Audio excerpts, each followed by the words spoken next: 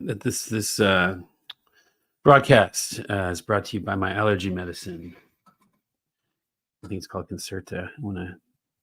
I can't reach it, but I'll get it in a second because I'm congested. I need a sinus surgery.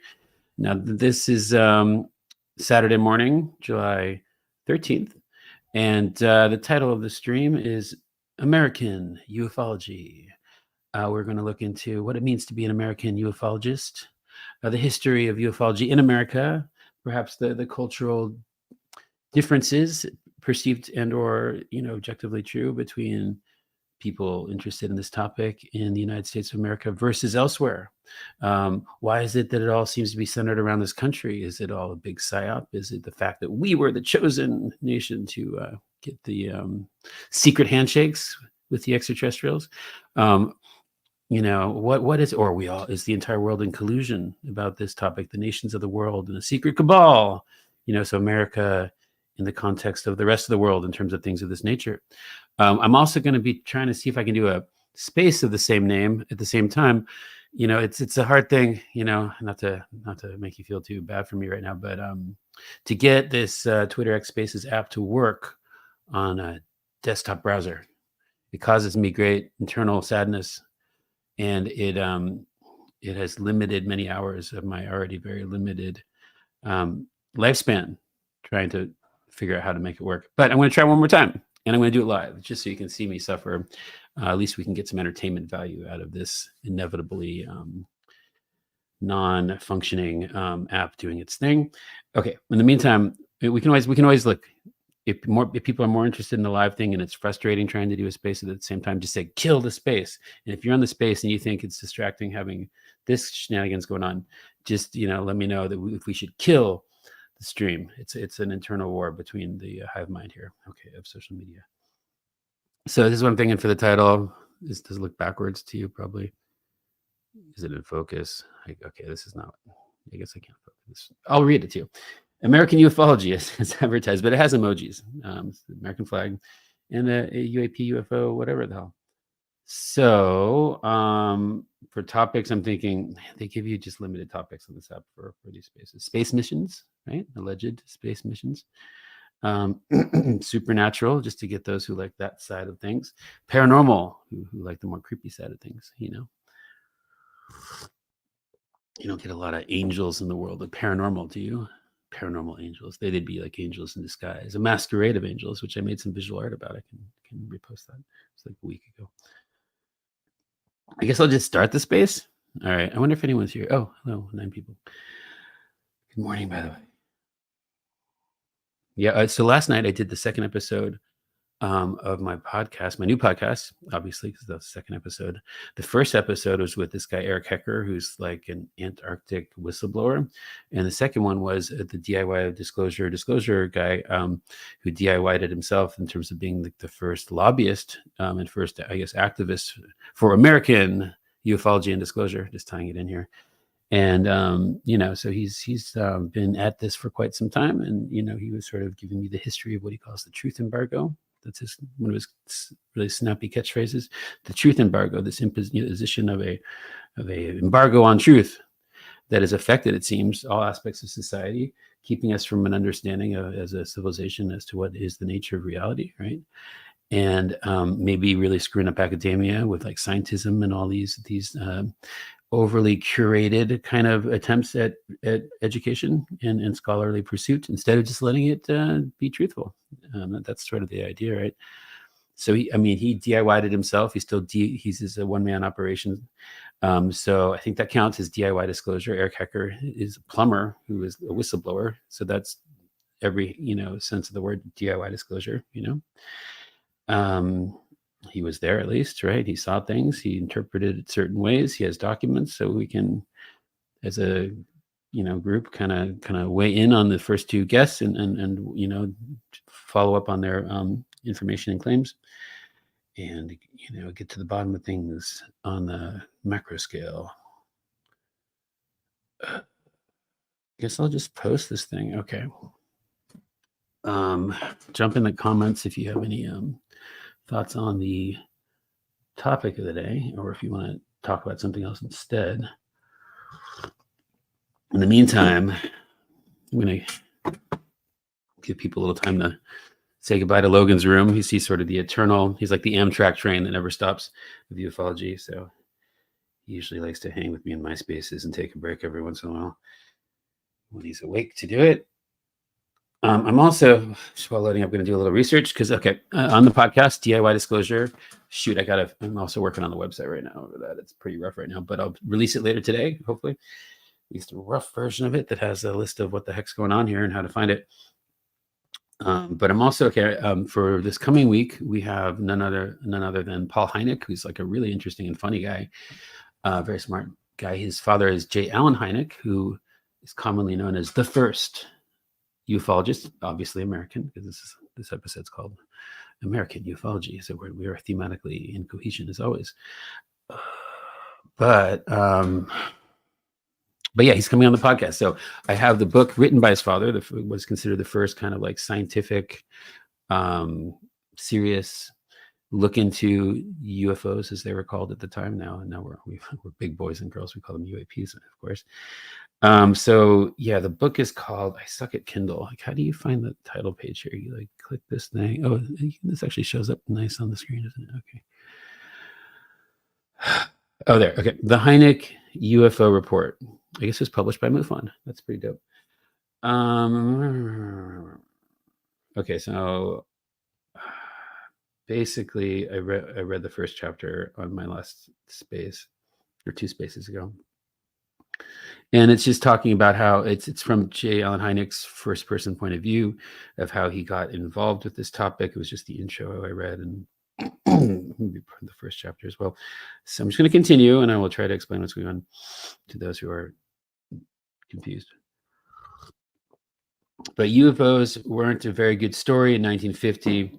They were being swept aside by the really big news, the advance of the North Korean armies on the 38th parallel. The Korean War was a reality, and UFOs were not, at least as far as the U.S. Air Force was concerned. So it went until 1952. Look congested. I'm going to get my allergy medicine. Hold on.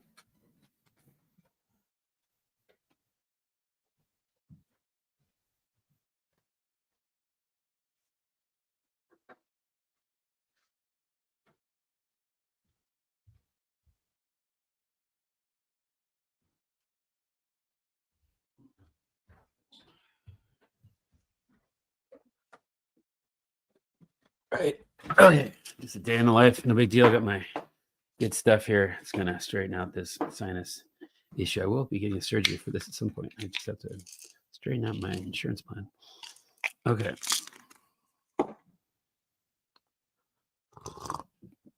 Right. So we're reading from, how do I find the title again? Yes, the J. Allen Hynek book. And he's about to get, I think, to the whole Blue Book chapter, which he was, hired to work on that thing. Hold on, I lost the page. I prefer physical books. So for all the intents and purposes, Project Grudge no longer existed, and UFOs were a dead issue. ATIC, in Dayton continued to receive and record reports, but hardly anyone showed any interest. And there was little, if any, investigation going on. UFOs, however, did not cease their activities. On the contrary, 1950 was a fairly good year for UFO reports.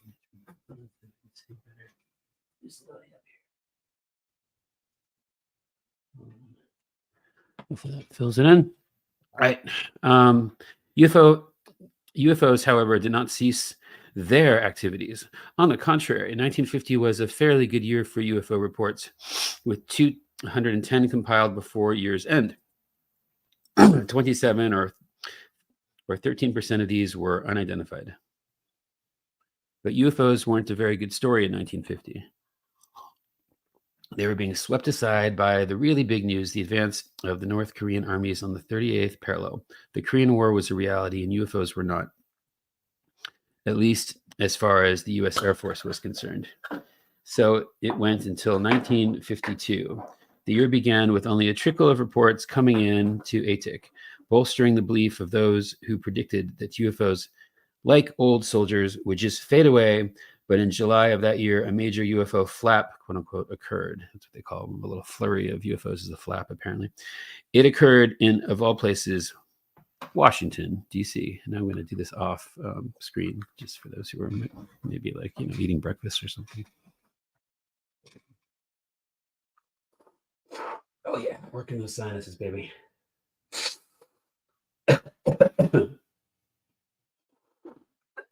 Good times. Back on the job. So I'm just going to read a little bit more of this chapter just so I feel like a good researcher person, and then we will initiate the space. Maybe we'll read to them on the space too, just to be really meta. So it went until 1952. The year began with only a trickle of reports coming in. Okay, we talked about this. Captain Ruppelt, who was on hand when the now historic incident took place, described the situation in his book, Report on Unidentified Flying Objects. When radars at the Washington National Airport and at Andrews AFB, both close to the nation's capital, picked up UFOs, the sightings beat the Democratic National Convention out of headline space. They created such a furor that I had inquiries from the office of the President of the United States and from the press in London, Ottawa, and Mexico City. I haven't had coffee yet, by the way. A junior-sized riot was only narrowly averted in the lobby of the Roger Smith Hotel in Washington when I refused to tell the U.S. newspaper reporters what I knew about the sightings.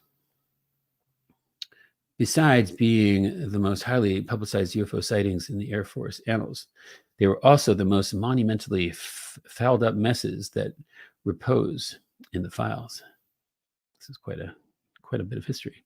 The great, I don't know what he's flap. It seems like I don't know. It seems like a porn term to me. I don't know. Flap. Anyway, the Great Washington Flap of 1952 and the tremendous wave of UFO reports that swamped the Blue Book office that summer was a true source of worry to the Air Force and to the government from two entirely different standpoints. There was the question, what are they? But the CIA was even more interested in the possibility that enemy agents might clog military communications with a barrage of false flying saucer reports, thus camouflaging a real attack on the country. The second concern took overriding precedence. On December 4, 1952, the Intelligence Advisory Committee recommended that the Director of Central Intelligence will enlist the services of selected scientists to review and appraise the available evidence in light of pertinent scientific theories. But this was only the official reason, as is clearly indicated by the recommendations of the selected scientists convened under the chairmanship of Dr. H. Robertson, a noted physicist and relativity expert. The true purpose of the panel was to diffuse a potentially explosive situation from the standpoint of national security. In short, in convening the panel, the CIA was fearful not of UFOs, but of UFO reports, obviously. So under the guise of a symposium to review the physical nature of UFOs, the meetings of the scientists who already subscribed to the "it can't be, therefore it isn't" philosophy got underway on January 14th, 1953. I sat in on 3 of the 5-day-long meetings as an associate panel member. It's cool having the first POV of someone talking about this and also being a very credible scientist and presenting things in just a factual type way. Okay. Good times organizing my allergy medicines here. Oh yeah, doing better. The other question, what are they, was already being studied intensively at the Battelle Memorial Institute in Columbus, Ohio. The rising tide of reports in 1953 had caused the Air Force to contract with Battelle, a most prestigious scientific institution, to study secretly all reports through the end of 1952 to determine primarily whether the unknowns differ in basic characteristics from the knowns. For the surprising results of the study, see page 247. We will have to check that out. Unfortunately, in these books, they don't show you what page. It just tells you what percent you're through. Unless there's a setting. Let me get this fucking ebook thing. Okay, whatever. When Battelle heard, it strongly recommended that the scientific panel be postponed until the Battelle study was completed. Even Battelle did not realize that the primary issue was not science but national security. Predictably, the CIA went ahead with its plans. Just a reminder, this, so now we're in the 50s, but just a few years earlier, the CIA was created, after World War II. It is potentially because of the phenomena, the UAPs and such, that they did this, or maybe they were just like on high alert after nuking a bunch of people, in the previous war. Maybe they're like, oh, people might nuke us too. Okay, so they got a little worked up and worked on improving their secret war making agendas, I guess. On the 3 days I sat in on the series of meetings, I was negatively impressed by the relatively few cases examined by the panel. Several now classic UFO reports were discussed. The famous Tremonton, Utah, and Great Falls, Montana films were reviewed and summarily dismissed as seagulls and jet aircraft. I was talking to Steve Bassett last night. I'm trying to, I got to make sure the upload's working to the podcast feed thing. But yes, that will be on the podcast soon as well. And Steve Bassett is the second guest at the DIY Disclosure channel. DIY Disclosure podcast is also the thing that it is. But he was talking about how it was his understanding of the Roswell crash in 1947 that it was a crescent-shaped flying thing, not necessarily a spaceship type craft, but more of a aerodynamic crescent moon. I haven't seen any pictures or videos of those. Sounds pretty dope. It would be an impractical shape maybe for space travel, but who knows? I don't know how that works for anti-gravity when it seems more like an aerodynamic kind of bird shape. Anyway, let's get back to the book by J. Allen Hynek. Oh, shoot, I hit the wrong button now. Anyway, let's continue. The Robertson panel report begins thusly. Pursuant to the request, the undersigned panel, with Dr. H.P. Robertson, Dr. Luis Alvarez, Dr. Lloyd Berkner, who was present on the last 2 days of the meeting only, Dr. S.A. Goudsmit, and Dr. Thornton Page, has met to evaluate any possible threat to the national security posed by unidentified flying objects and to make recommendations thereon. It is clear that the panel understood its true purpose from the outset. The report continues. As a result of its considerations, the panel concludes that the evidence presented shows no indication that these phenomena constitute a direct physical threat to national security. Right? They haven't melted us yet. They haven't taken a single town, suburb, city, state, nation, island, even that we're aware of. So that could be true. Yeah, maybe they're just non-existent and or not really doing anything of import. Okay, the main thrust of the panel and the dictum that set the Pentagon policy on UFOs for all the remaining 16 years of the existence of Blue Book was, the panel further concludes that the continued emphasis on the reporting of these phenomena does, in these parlous times, sorry, I look up words when I can't remember what they mean. Parlous. Let's get the browser open and do a little dictionary time. Parlous. It's an obsolete word. Dangerously shrewd or cunning. Why is that obsolete? That's a great word. Parlous.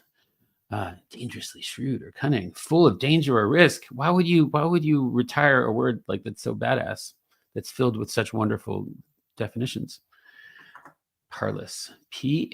Parlous. Dangerously shrewd or cunning. Full of danger or risk. I'm going to forget that in 2 seconds. Okay, I'll keep that up on the screen anyway. Parlous. This stream is brought to you by the now obsolete word, parlous. Back to the J. Allen Hynek book about things, ufology oriented. He's the first American ufologist, baby. And the title of this stream is American Ufology. Oh, could it be a coincidence? Probably. The main thrust of the panel and the dictum that set the Pentagon policy on UFOs for all the remaining 16 years of the existence of Blue Book was the panel further concludes that the continued emphasis on the reporting of these phenomena does, in these, wait for the word, it's the word of the day, get excited, in these parlous times, result in a threat to the orderly functioning of the protective organs of the body politic. This was followed by, we cite as examples the clogging of channels, the danger of being led by continued false alarms to ignore real indications of hostile actions, and the cultivation of a morbid natural psychology in which skillful hostile propaganda could induce hysterical behavior and harmful distrust of duly constituted authority. Respect my authority. The report ended with the recommendation that national security agencies take immediate steps to strip the unidentified flying objects of the special status they have been given and the aura of mystery they have unfortunately acquired. Strip the unidentified flying objects of the special status. What does the special status mean? Okay, fine. Blue Book was now under direct orders to debunk, and what Captain, it takes a little while to clear the page, even Major, would go against the recommendations of such an august body of scientists as was relayed through the Pentagon. This is some real truth embargo-y stuff happening. Because of the very great secrecy surrounding the Battelle study, for years the rule around Blue Book was that the name Battelle must never be mentioned. It is unlikely that any of the Robertson panel members were even aware that the expensive study was in progress. Indeed, had they known, they might have recommendations that it had stopped in the secrets of national security. Hold on, I forgot to put a sign on my door indicating that I am streaming. This could lead to some interruptions. One second.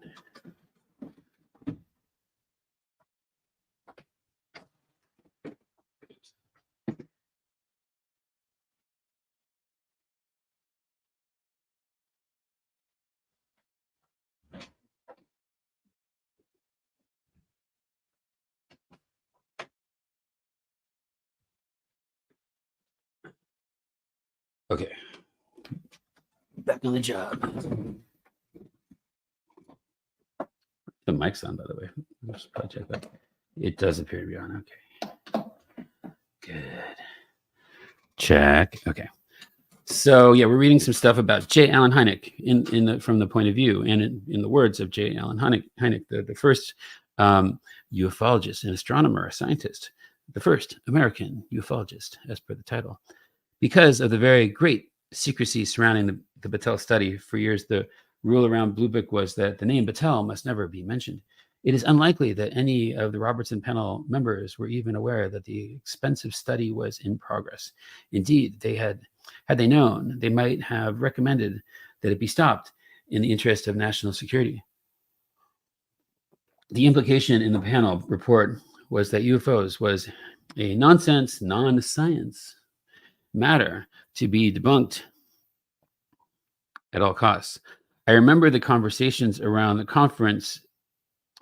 Lost here. A little high already. The Robertson panel report was signed by. Also, my glasses are like so dirty. It's like ridiculous. Okay, that's probably the issue. I got to deal with that too. Hold on, we're just waking up here. We were doing all the basic human maintenance rituals live in front of Twitter people. But this will improve my ability to actually read the Kindle. I think I fell asleep with these on. That was the problem.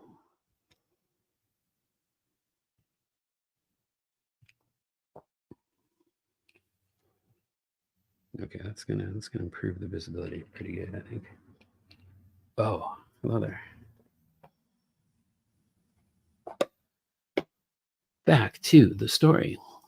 The Robinson panel report was signed by the 5 principal panel members.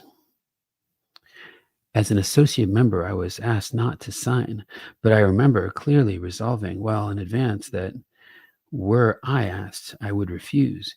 Even at that early date, when I was still much of a skeptic, I remember feeling that short shrift was being made of UFOs from a scientific standpoint. In retrospect, it is now clear then indeed it was. They're not letting the scientists do science. It's the truth embargo confirmed. It's very sad. I get very sad for these scientists. I wish I could be like a real scientist. I mean, I could have been if I went to school for it, and I could maybe do it now if I like took all the time to actually look at equations and things. But I'm too busy reading this book. Okay, we'll get to the equations later. We'll figure them out. The Robinson panel. But I feel bad when real scientists, who actually like dedicate their life to it. They're like at the edge of scientific discovery and they're not allowed to do it. It just breaks my freaking heart. It just makes me so sad. Okay. The Robinson panel report was signed by the 5 principal panel members. As an associate member, I was not asked to sign, but I remember clearly resolving well in advance that were I asked, I would refuse. Yeah, I already got this. So he was feeling, short shrifted, as he said. At about this time, I was asked by Battelle to undertake a particularly interesting study, poll astronomers to find out how they feel about flying saucers. To initiate this survey, I was to seize the opportunity afforded by a national astronomical meeting, after which I was to travel to various observatories and query astronomers directly. I was to bring up the subject casually and not in an argumentative form, so as to discover what each scientist thought about the subject privately. This is, for those just joining us, we're reading the words of J. Allen Hynek, the first ufologist. I did feel somewhat like an intelligence operative, but since I knew that the quest was for a good cause and would result in no embarrassment to my fellow astronomers, I went along with it. It may come as a surprise to the reader that 41% of those I queried were sufficiently interested in the whole subject to go far as to offer their services if ever they were really needed. It's not a huge percent. 23% felt that UFOs represented a problem that was more serious than people recognized. Only 36% were not interested at all or were totally hostile to the subject. The 41% figure, those that were sympathetic or more than sympathetic, deserves comment. I have heard some of these men disavow any interest at all in the subject of UFOs. I need a new Kindle. This thing's too slow. When engaging in a group discussion with their peers. Yet, when talking privately, they admitted the opposite. I have observed this phenomenon so often that I am led to call it to the committee complex. It might be stated as a theorem. This part's kind of interesting. You should check it out. A scientist will confess in private to interest in a subject that is controversial or not scientifically acceptable, but generally will not stand up and be counted when in committee. Scientists are deathly afraid of voicing support for anything that might make them look foolish in the eyes of their peers, anything that might be considered unscientific. We're seeing this now with the whole Weinstein, Terrence Howard, / actual mainstream scientists, Neil deGrasse kind of public, situation. Thus, the decisions reached by the various panels and committees that have met from time to time, see how slow that is? It's kind of annoying, to consider UFOs were in a sense predictable. The panel members voted for the safe decision every time, which was, of course, anti-UFO. A striking corroboration of this, the theorem, is found in the Sturrock survey mentioned below. Of the 1,356 astronomers replying to the questionnaire, only 2 waived anonymity as far as publication was concerned. Yet all but 34 were willing to sign their names to the questionnaire itself.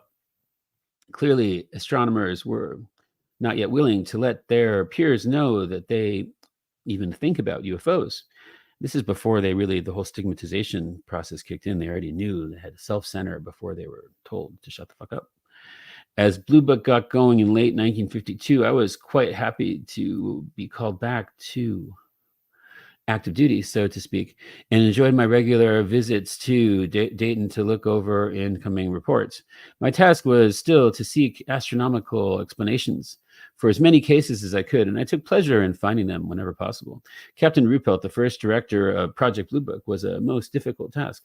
The intra-Air Force controversy on UFOs had by no means died down, and Ed Ruppelt was called on to be a UFO spokesman in handling the many queries from Washington and the requests for briefings from generals and legislators. It seemed that he was out of the office a great deal of time tracking down cases or appeasing Washington.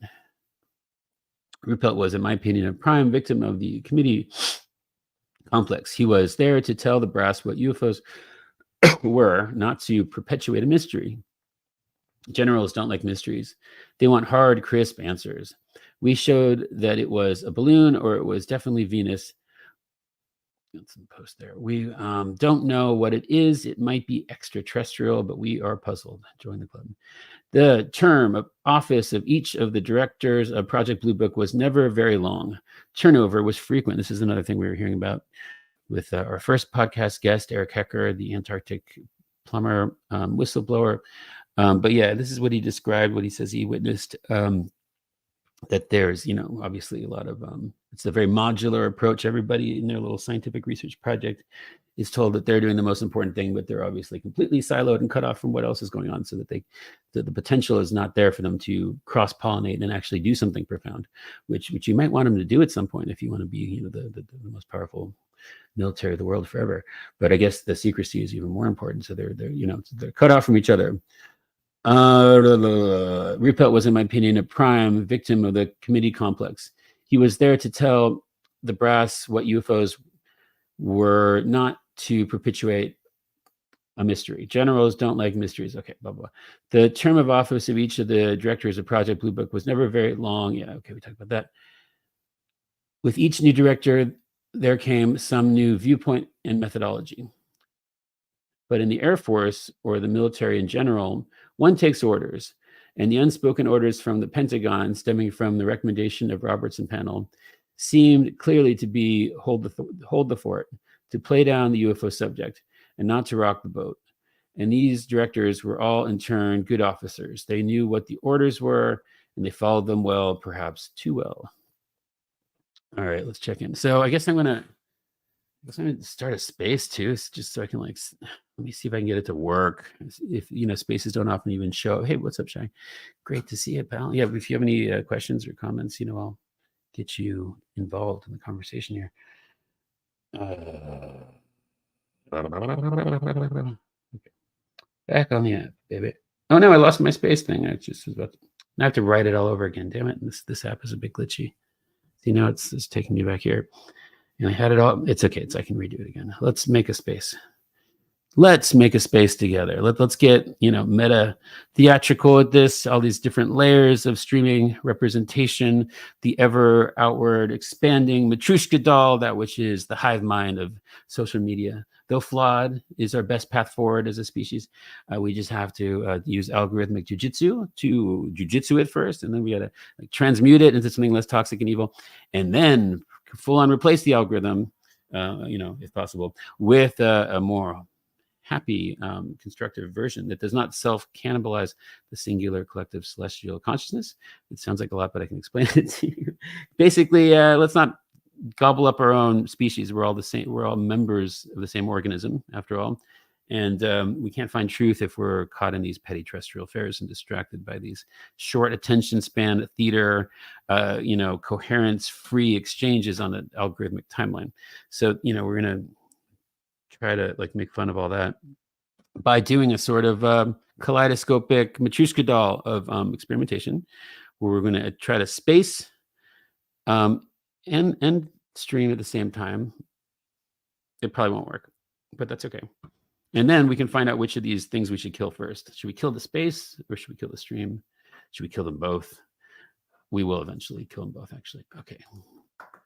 So let me see which app is going to be kind to me. Let's see if Chrome wants to show us any spaces right now. Okay, let's go on the app. Oh yeah, I'm going to share my screen. That's another thing I got to practice is a streamer bro. Okay, we got the fucking present.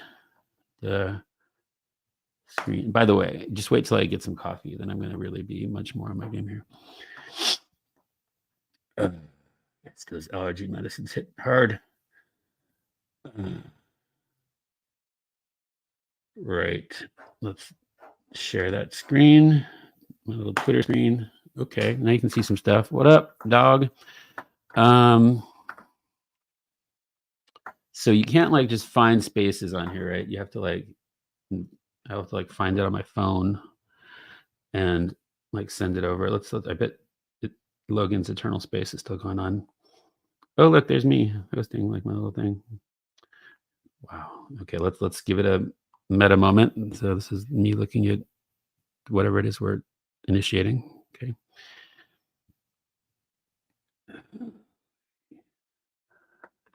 So now why don't we get a little bit more intimate together and find a space.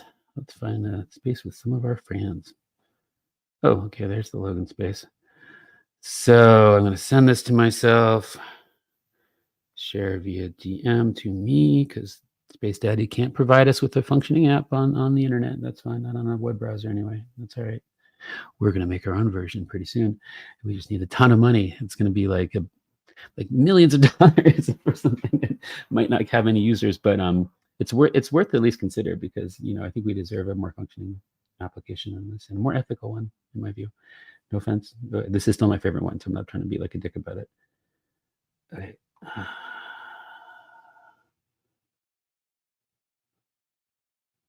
Right. Okay. Let's check to see. And now we're gonna. Okay. We're not gonna read any DMs because. Okay, it's like not. Okay, it's loading some DMs. All right. Let's go just to my DM. We don't want to compromise the privacy of any of our sweet compadres, of course. Okay, so let's go to live listen it. All right. Let's start by crashing Logan's space. Okay. We're spacing together now, ladies and gentlemen. We're not going to hear the screen though, probably. Are we? Well, let's try. Okay. Let's see what's going on. Start listening. Room agreed. You said no one in the room agreed with any of your questions. Headphones on. Literally, Randy just said he agreed with the question, that it was a fair one. So I don't know what you're saying. You spoke for everyone, and everyone doesn't agree. I can tell you right now, I've sat here for 2 hours listening to you and BC. So this is what it looks like when I'm on Spaces. Except I'm not like in front of my Joe Rogan microphone. Working together in back channels to try and get Jason in a room on your own, so you can try and like trap him or try and vet him harder than anyone else has ever. So my friend Benno, you guys are just a bunch of losers. Doesn't fuck around. He just he speaks his mind. All right, cool. Thanks for your opinion. Oh, can you hear the? I hope. I don't know if you heard it or not. I said, but I told these people that I would lay down and give my life. Yeah, Shy. If anyone's there, let me know if you can hear the space in this stream. Sorry, I can check it. Might look bad. My phone just died. Need to come. My iPad. Maybe I can do it. No, can yeah. I mean, my question for Kraft is: Are you a member of this debunker Discord? No. Is there a debunker Discord? I haven't been invited. There is. It's out there. I wouldn't join it even if I got an invite, so no. Okay, great. Good to know. Thanks for stating that for the record. Hey, Steve. MC has his hand up for a while. Okay, go ahead, MC. Oh, hello. Instead of criticizing Craftbeard's questions, why not ask the questions that you want to ask this guy? I mean, I know that most of these spaces are like gossip about people who aren't here and whether or not we believe it. I'm here for more of the theory stuff, but when we get into the nuts and bolts of that, it's time to reset the room or whatever. But I'm happy listening, but I don't think it's very productive to criticize somebody over certain questions or talking about the ball moving backwards or something. Any credibility? Hang on, MC. If those questions, hold on. I think you interrupted me. The credibility of these people are in question. Should be able to come into spaces and speak safely about their experiences. I don't know if this guy can hear me. The Australian or something. It might be the southern. You've been giving thumbs up to this idiot Kraft and VC as well, all right? Randy, so you're just another fucking guy who's asking whether or not. So yeah, let me know if you can. Here, let me try to mute this thing. Simple question. How do I mute this? Randy, you're calling us losers and stuff. Yeah. Hey guys, real Please. How do I mute this thing? Yeah, we're back at it. Steve's here. Yeah, I He's don't probably got wanna things to argue. do. He's probably got things You to guys do. have been I'd like to talking ask shit for Steve a hours. question if I could. Should If you just let I me mediate finish this room, my maybe? point, instead of criticizing Kraft over the questions that he's asking, which are, according to him are fine, why not ask Don't tell this me what guy to your do. own Don't tell questions? me what to do. You're telling me what to do. This is what okay? I'm saying. Be productive instead of criticize. This is splitting. Build up instead of tear down. Wait, I muted it. Did that work? I can still hear it though. Okay, no. Okay. Hopefully that muted just the people arguing, right? Like, let me know. Give me some feedback if you're watching this stuff. All right, because I want to experiment with jumping into space, but I want to make sure you guys can hear me first. It's not a total useless, experience for you guys. I wonder if I can talk on here. Let me try this first. I want to request to speak. Let me know how it's okay. Use my phone. Which microphone are you using? I wonder. Okay, turn this back up.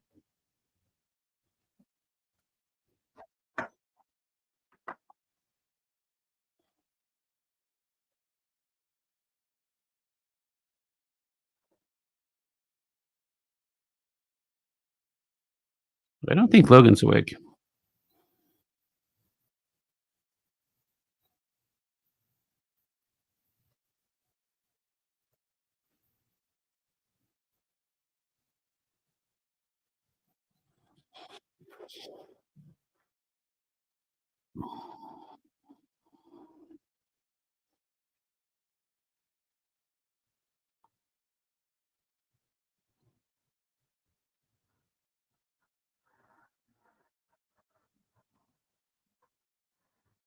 Yeah, I don't think Logan's awake. Logan, let's text him.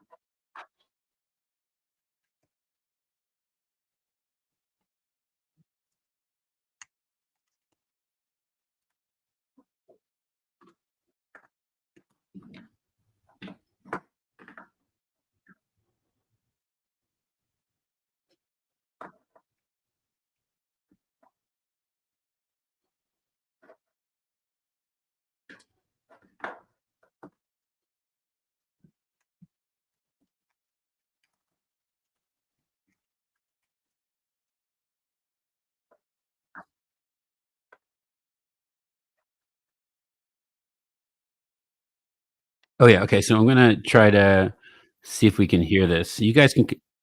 Hi, Steven. Just started. Yeah. Can you hear the space that's going on next to me? I'm gonna try to enter it, but I think Logan's asleep. I just DM'd him. He didn't respond.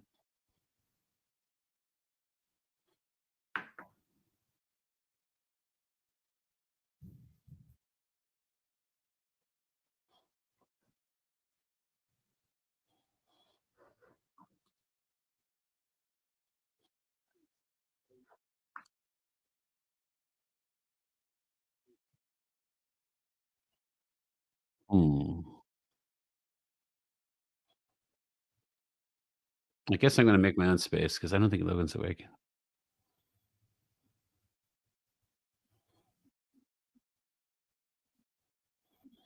Like, would he have just Randy as his co-host all this time if he wasn't sleeping? He's got Steve in there, you'd definitely probably put, because Elections was his co-host previously, so he'd probably put him back up if he was awake, right? Or he'd put up Red Panda Koala. Why would he not have him? I mean, he's very knowledgeable. Got whistleblowers, floating in and out of your space. You You want to bring up someone with research and accurate and relevant, detailed-based questions, right?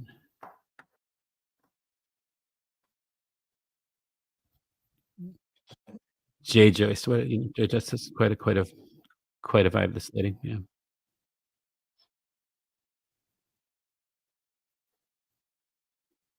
Well, let's experiment. Let's try to make a space. Okay, we're loading it up. We're gonna see if this works. All right, let me mute these people. Okay. Oh, it's already muted, I think. Very confusing.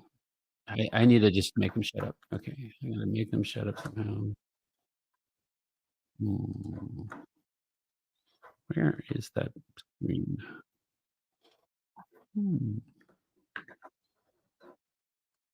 How do I make this go away?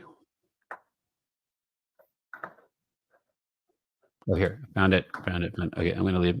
Logan, you gotta wake up, man. Okay, that's fine. Okay, we're going to build a new space because Logan's sleeping, so he can't really like moderate or talk to us. Okay. Oh, can I do a space while I'm live? I have no idea. Let's find out. Okay. I have no idea what's happening. I'm going to be live and spacing. We're going to test the full potential of this app, baby. Full potential. Yes. Master the full potential. Yes, we can do it. Right. Okay. So I'm going to get a little emoji. We're calling this American Ufology, right? As described previously in our discussion.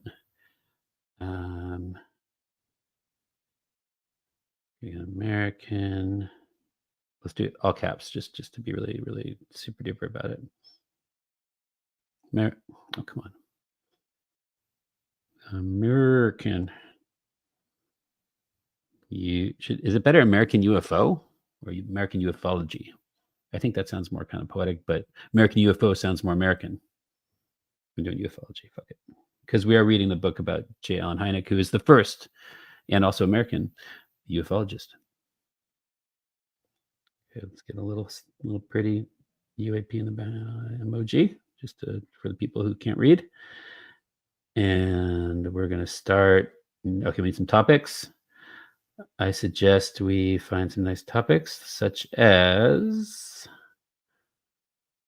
space. Okay, supernatural, paranormal would be a good third one. Space, maybe. Space missions. Space and space missions. Or something with technology, maybe. They make this so hard. I wish I could just search for the categories. Like a search tool would be so much better.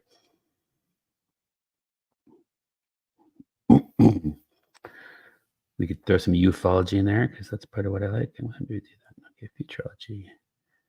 So we got supernatural, paranormal, futurology. That works for me.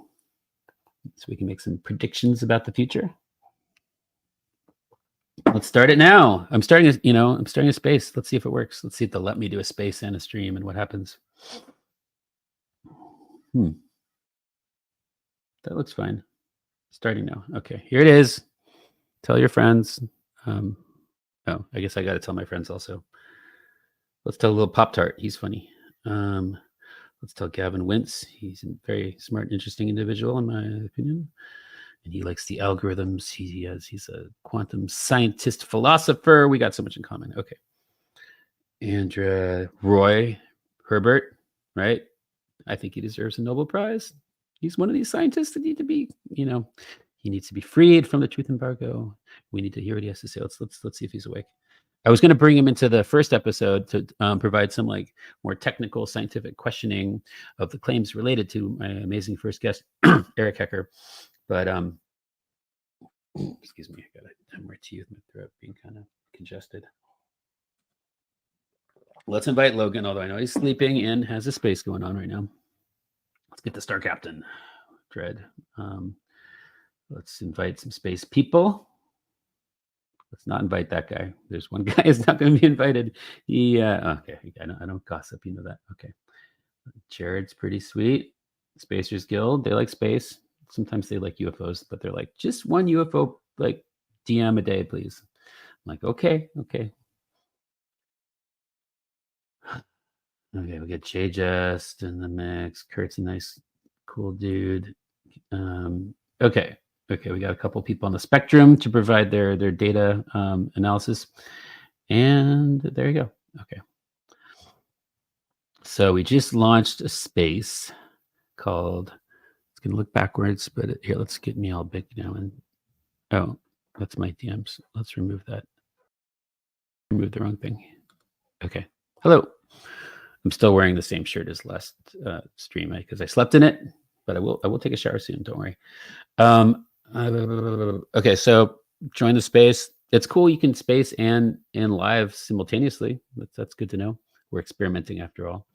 Let's see if I can find. Okay, I'm going to send my space to me, so that this is Logan's response. Okay, let me show you. Logan doesn't realize he's in a space. Logan's just the best. Okay. Okay, I got to share the screen again. 1 sec. Okay. View. Can you see it? Okay, I just got to add to stage. Okay, here's my DMs with Logan. Good morning. I'm in your space. You awake? He has a big space going on, by the way, with like whistleblowers and stuff in it. Or at least, there were some before. I just woke up. I don't remember there being a space going. Well, maybe I can go back into space now that I woke him up. Okay. So that's happening. But here, let's see if we can get. Oh yeah, here. Let's see if I can join. Okay. Let's see if we can connect to the space I just made with no one in it. Oh, little Pop-Tart. Okay. Hey, little Pop-Tart. What's up, man? I'm just launching a new space. Would love to get you on the microphone. I'm also excited to have you on the new podcast. I just did the first 2 episodes, and I had Eric Hecker as the first guest, which is like a plumber, superstar, a real DIY disclosure person, in my opinion, which is why I brought him on as the pilot episode. And then Steve Bassett, who's a DIY lobbyist activist of disclosure, who did it first and has done it the longest. Okay, let's get Mr. Pop-Tart in here, brother. What's going on?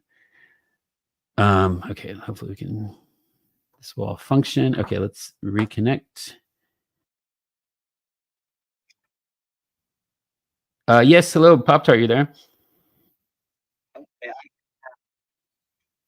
Very cool. I'm also I'm doing a stream. I'm doing a live right now also. So this is so hopefully this will be hearable to people on both formats. So please provide the feedback. I can hear you good. Who's this?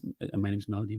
And little Pop-Tart's on there. Oh, great. We got Roy. This space is already it's got just heroes of the world of Twitter already here. Great to see Roy. Good afternoon, probably in your time zone. I want to say to Roy, so I was going to try to send you that link, even though it was probably like 2 a.m. for you where you are. But it was the preference of the guests to just do it like one-on-one for our first podcast, which is why I didn't try to wake you up.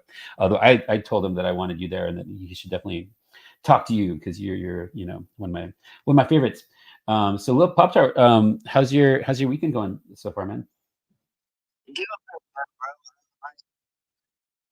did my second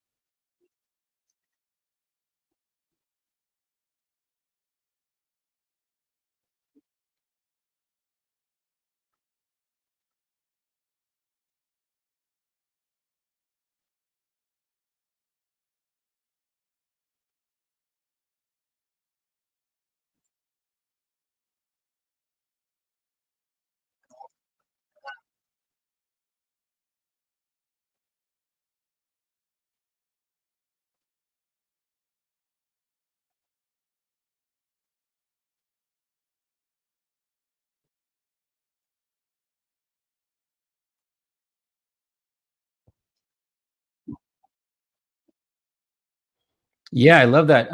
I want to, I hear a lot of people talk about doing things like that, but I don't actually get to see it. Although I do know some very serious scientists that are doing research of this nature. I'm not allowed to talk about all the details, of course. But there are a lot of tools now, obviously, including cameras for sensing things, and I think there should be a vast network of this that can be available to people. The challenge, if you start extrapolating beyond just the individual's home doing this, which you should keep doing, please, but to track it on a wider scale is, of course, the privacy concerns and the issues with that. But I think there's a way to do it like open source, but also private. And I think it's great. The more and more people that are observing this and have sensors on it, the better. I agree too. Which I'm like, I get a couple more like pointed like on the roof and stuff. They had offered, I think like offered 1 million.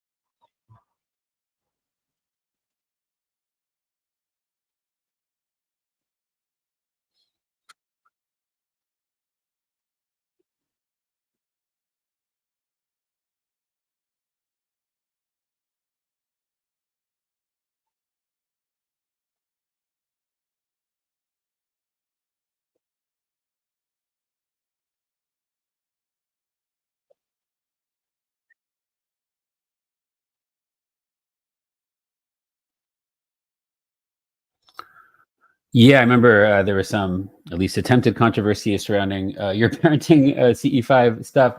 It's a fascinating thing to at least consider. Of when is the right time to introduce your kids to the phenomenon personally, right? It's a philosophical question. It's a privacy question. It's an autonomy related issue. But it depends on what the phenomena is and such. If it's just part of nature, generally speaking, babies when they come out of the womb, they're one with nature on a much deeper level than we will ever be again. Perhaps if we can, achieve some sort of transcendence, we will level up to that point. But usually, we get alienated when we learn the names of things. So, but if the phenomena is reliably going to be some sort of what some describe as demonic, or something that's going to be dangerous, then obviously no parent is going to want to bring harm to their children, obviously. But if it's something that can be approached in a way that is reliably only like a positive aspect of nature, nature is a lot of things after all, right? I mean, you would want to put your child in nature and expose your child as much nature as possible, but not in a dangerous part of nature, in a a den of some sort of hyenas or something, right? So I guess it all has to do with the specificity, right? Yeah. And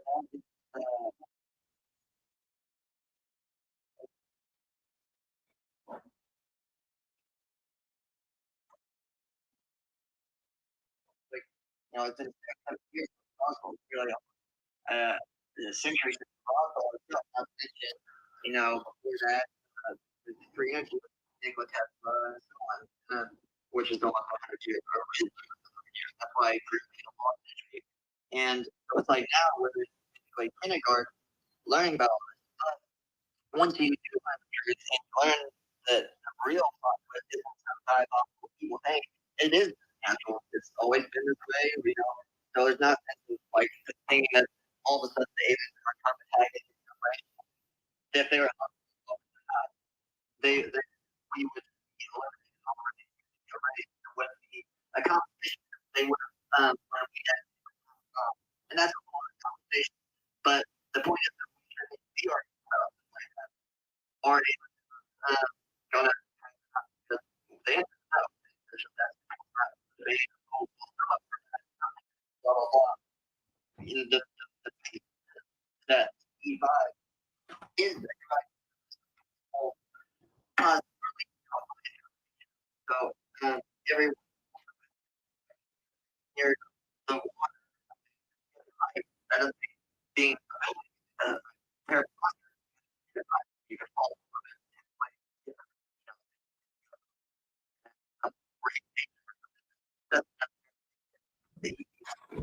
but yeah, what what yes, no, you can't your plan you and do and then and that's what I like to think like what this was like you know when did they first start start being you know take them up also and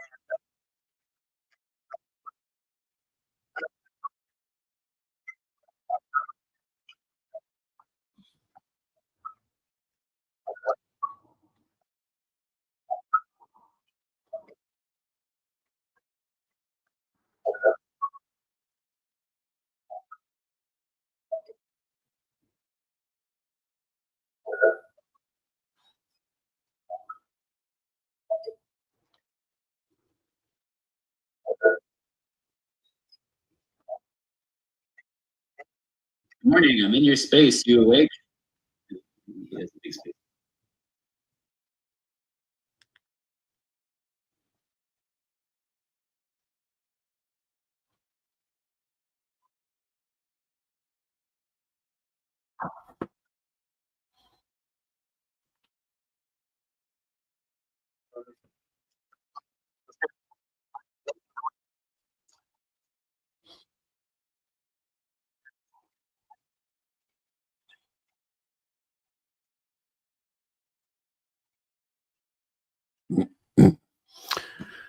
Yeah, thanks. So how many times have you done this streaming or recorded CE5 with the cameras and stuff? Yeah, I remember there was some.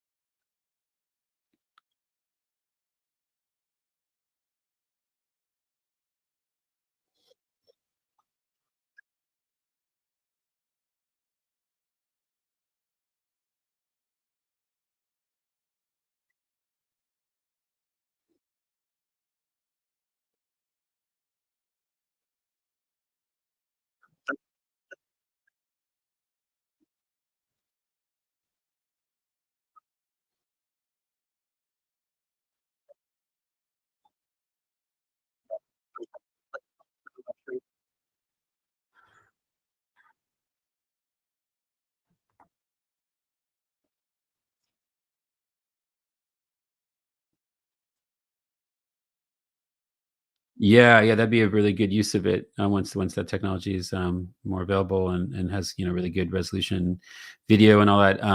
Yeah, just to be able to be in the experience and to have it running as opposed to having to like be cameraman and experiencer at the same time, which can be counterproductive.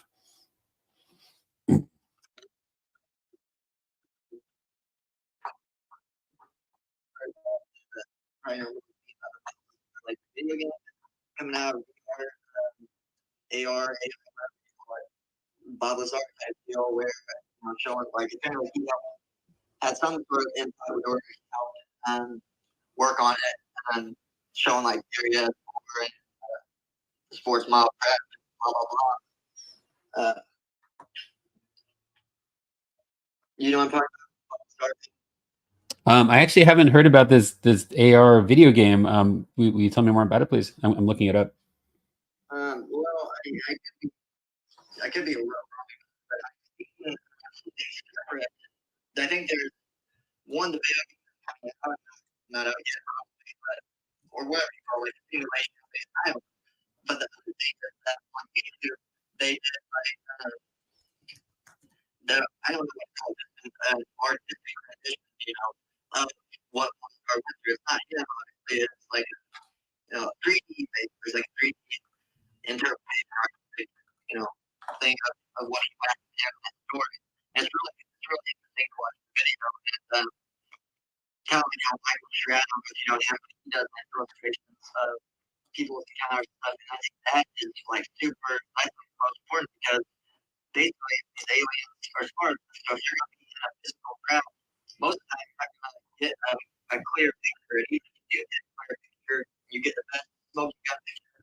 That is also a picture like two-dimensional, basically representation of something that is 3D or even beyond recognition. I don't know, but it's kind of hard to capture the feeling and everything, even if. But my own experience is that they don't allow basically man-made UFOs. They don't have a choice. They're not sophisticated. And real ones. I got to see an actual silver disc, single silver disc in the like 10 feet away from me, 10 feet above my roof, to where I could literally like jump on the roof and climb on the board if I had to. And but the thing is, as I looked at my iPad, it was I will not going to go at least. However, as soon as I lifted it up, take it takes silver physical craft, read like any type of car, like all in less than 1 second. The second I looked up the iPad, I'm like, either one camera detection technology where they just detect the camera, or B, they're obviously reading our minds and telepathic, which is obvious, but it's like so I'm like, how would they be able to, even if they could read my dreams telepathically that fast, they would have to like click a button also that fast to do the same thing. So I think it's like already built in thing. Whenever I first started to see I asked them to show me all the functions. I said, whatever the maximum contact yet, I have this. I want the max. I want the max. And I said, I have, and they showed me almost all the functions that, especially in that one instance where it was my son's second contact. His first one was totally ignored. And I got the video. They need to allow you to take pictures, videos of orbs, because it's just a ball of light. If you debunk by green street as bug, it's just a flash flash, it's a light.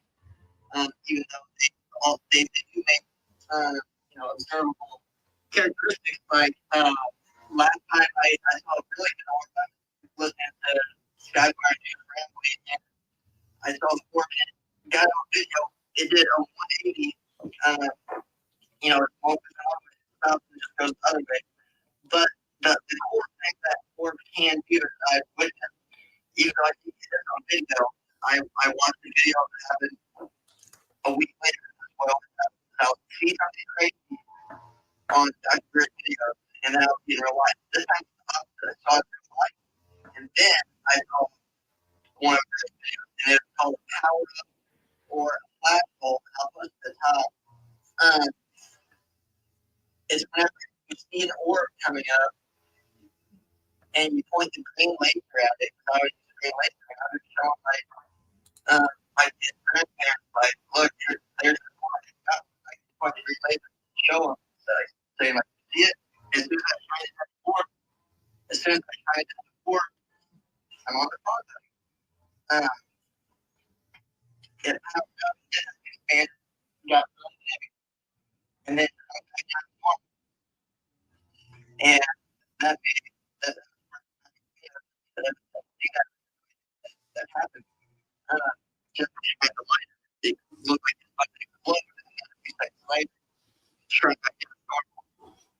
And then anyway, so a few days later, I'm watching one of the video, and I see the same exact thing on video, and they're like, oh yeah, we have thousands of hours of footage of this. And then the account phenomenon, D5, he was trying to green laser at the blah, blah, blah, and come back. It's just like that's one of millions of examples of weird, saying crazy, sounds like nonsense, and then you go outside and the exact, literally exact thing. And I'm not saying that it's right about 100% of things. No human is ever right about 100% of anything. So it's just a matter of learning and getting your own experience and not trusting any other person besides yourself. And that's right. Have you met Greer before, in person or over social media? No, in social media, yes. And the reason why is that I did a Zoom call with him, and it's like a couple years ago, when I started doing it in 2020. The beginning of COVID, 2020 is whenever I first started even real video was real because the TikTok go past videos on Fox News and stuff. And I'm like, okay, it's either, and Louis tells me, it's either some alien technology or not, but regardless, I said, new technology on Earth, and I was just interested in the technology. So I started studying it, started studying UFOs during COVID while everyone was locked up. And it wasn't until November of 2020 that Dr. Greer, D5, Close Encounters of the Kind documentary came out. And I had never watched the documentary, I didn't listen to him at all. I listened to the same, Jamie Corbell, blah, blah, blah. And then I'm like, okay, got the premise is about making contact with aliens. I said, this is very, very big. I've never heard this theory even, my whole life. So I said, really not. But I looked up his haters on Google and played him on Powell, which was like the only hater. He said, well, he's telling the truth, but the way he's not telling the truth is that all aliens are peaceful and blah, blah, blah. So anyway, it wasn't until 7 months later, November when the movie came out, 7 months later, like June 1st, was my first contact. And once I had my first contact, basically opened the floodgates, and I was having 20, 30, 40 nights each night for the first week. It was a lot. And it was only those things, how you're turning out to do something bigger, so it wasn't until, a few months later, I had talked to Greer, and that's because I had the idea.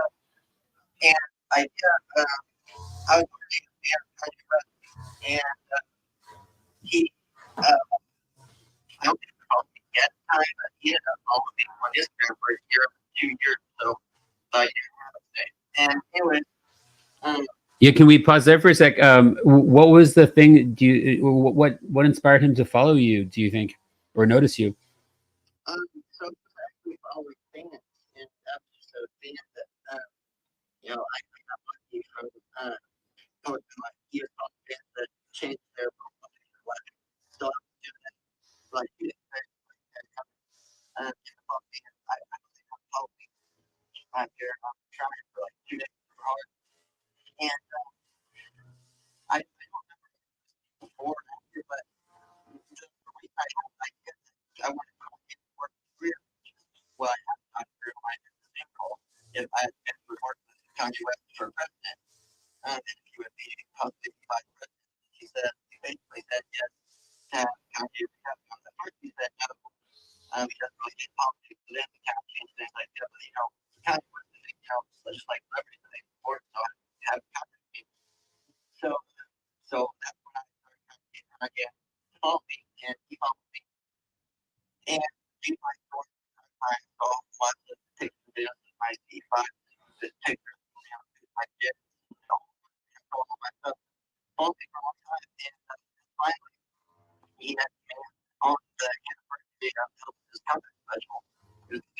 anniversary, December 3rd, 2022. And he asked me what you have. I hope you guys can hear this. You know, Yeah, let me know if you can't hear the audio of people in the phone. I'm not sure. Maybe I need to.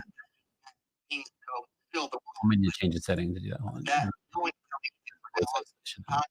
I mean, this is better or worse. I'm turning off voice isolation. Or worse. Can you hear my pop chart here? Interesting guy. And it's a long story. Whenever I first given my phone number, I said, give my he opened it, and then I two of the and the first one was like shooting star straight down to the ground. I said, okay, you guys come up trying to take a video for Kanye West.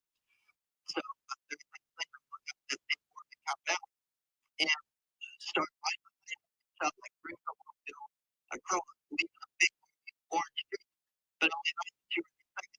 It was so freaking cold, like bring up my phone and take a video. So okay, I'm gonna turn on audio on. Okay, let me know if it sounds better or worse. Okay, like, okay, maybe Ye really did just want me to type it all out. So next day I typed it all out, and he opened it, and a week later, the last thing I said to him was, "Free energy is the solution." And a week later, he was talking about free energy. And the first thing I said was, first step I recommend is watch Close Encounters of the Fifth Kind documentary by Dr. Greer. I said, that's also who I suggest you appoint as vice president. So that's how much I, believe in the guys and believe in those two. And maybe, oh no, maybe it wouldn't work, but I think it's at least worth a chance. And I think that Dr. Greer and Ye both have peaceful, positive intentions, and that's what matters. And they have the right mindset. They might not be perfect humans. No one is, but I think that and that's why Ye was the first person I thought of when I first started making contact. I'm like, okay, this is proof that aliens are real. I said, Kanye West has to know about this. He's the guy that went on TV and said George Bush doesn't care about black people. He would be the guy to go on TV and say aliens are real, and people would listen to him because I feel he's more influential than Joe Biden or Trump or any president. Hey, I'm trying my computer audio setup. Can you hear me, little Pop-Tart? Yeah, you're good. Okay, cool. I'm getting all the buttons working. I'm going to mute on this one then. Okay, great. So Greer, your interactions with Ye, very fascinating. Can we take a personal interest moment? You're also a musician, a rapper, right? No, I am a designer. I make clothes. Oh, I do like your clothes. I'm a fan of your Instagram. You're a very fashionable person. Tell me about your clothing that you make. So that's what I've been trying to do for like 10 years, for a long time. It's just making clothes, and even before that in high school, that's all I did was I would resell clothes, and I was Supreme Jordy. My name's Jordan, but I was Supreme Jordy, Supreme like the brand, and just like Hypebeast, popular clothes. I would buy in Jordans and stuff, shoes. And I still have like a whole room full right now. I'm selling a bunch of stuff. My room's full of clothes. So I collect clothes. I like clothes. But I've not been able to like build a successful brand or a successful clothing brand still for, various reasons, but I'm still working at building a successful clothing brand. My first brand ever was called Brand Name, just like an ironic brand name. But ever since then, I've not been having a name brand. I've just been going by Lil Pop-Tart. Since I've been Lil Pop-Tart a few years back, I've just been like making clothes, whatever, and not really had a specific name. Elvis and UFOs is the other logo that I just got made that, so it's like Elvis UFOs, Lil Pop-Tart. That's my two brand names for now. And I'm just trying to I'm going to try to make some cool clothes, like some jumpsuits, like Elvis inspired jumpsuits, but alien UFO designs on the jumpsuits. I don't know.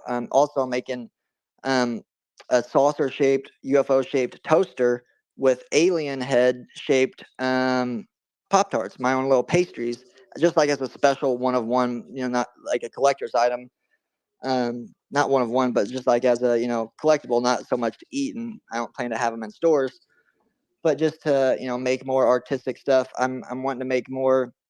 My favorite design I've ever made is the Elvis alien design, which is just a little cartoon alien wearing Elvis jumpsuit and Elvis hair and stuff. And I've got, 3 of those. Of the alien wearing the white Aloha, American Eagle jumpsuit. One of them wearing the gold jumpsuit, and then one wearing the Jailhouse Rock suit. So that's my favorite design. But I'm just like, I still got to think about the other people, not just what I like, because that, even though that's what I like, that's not always what sells. Sometimes what sells and what other people like is not always what I like. So I'm thinking like, man, I hope I don't have to, go back to just like being like, not that I was a rapper, but I used like the rapper aesthetic, and going back to, hype beast culture and going back to that culture. I don't really want to do that. I want to be myself and be the most authentic version of myself, whether it's cool or not, whether I make money or not. And that's how I've been right now. I'm unemployed. So I don't really have any money, but I'm still doing what I'm chasing after my goals.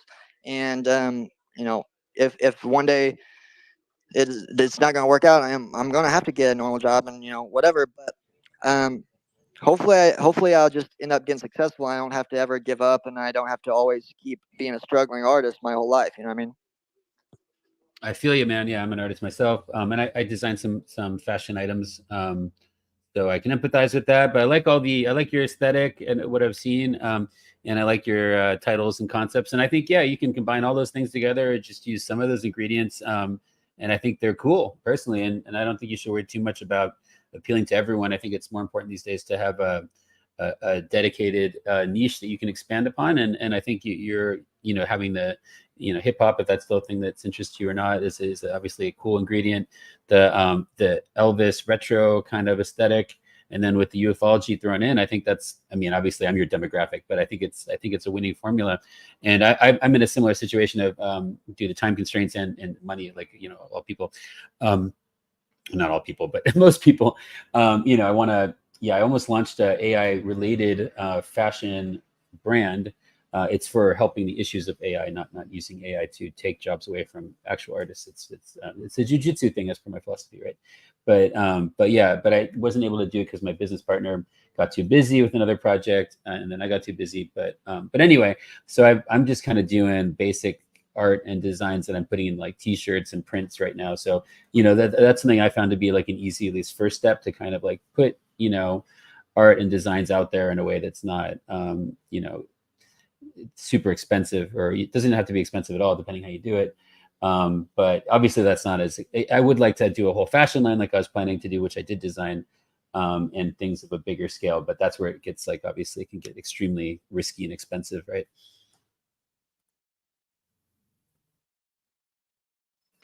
Yeah, so I finally just now, a few months ago, got my own heat press. Like, I've been basically using a third party, going to a screen printing shop, and that's what I'm going to do ASAP. Is my new plan is I'm going to get a job at a screen printing store, just a local, whatever, any screen printing shop, just to get free training, get paid to learn how to do the screen printing, because I have the setup and stuff in my house, and I've done a few shirts and it's okay, but I need it to be perfect. And the screen printing shops are obviously, they do it perfect. So I'm still literally learning, and just cutting out all the middlemen that I can.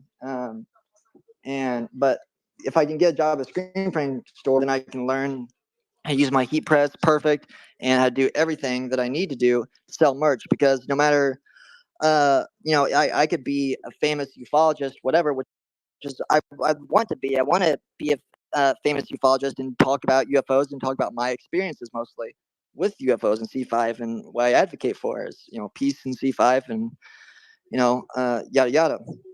C5 for kids. I think C5 for kids is like, I'm gonna write a book about how to do C5 for kids.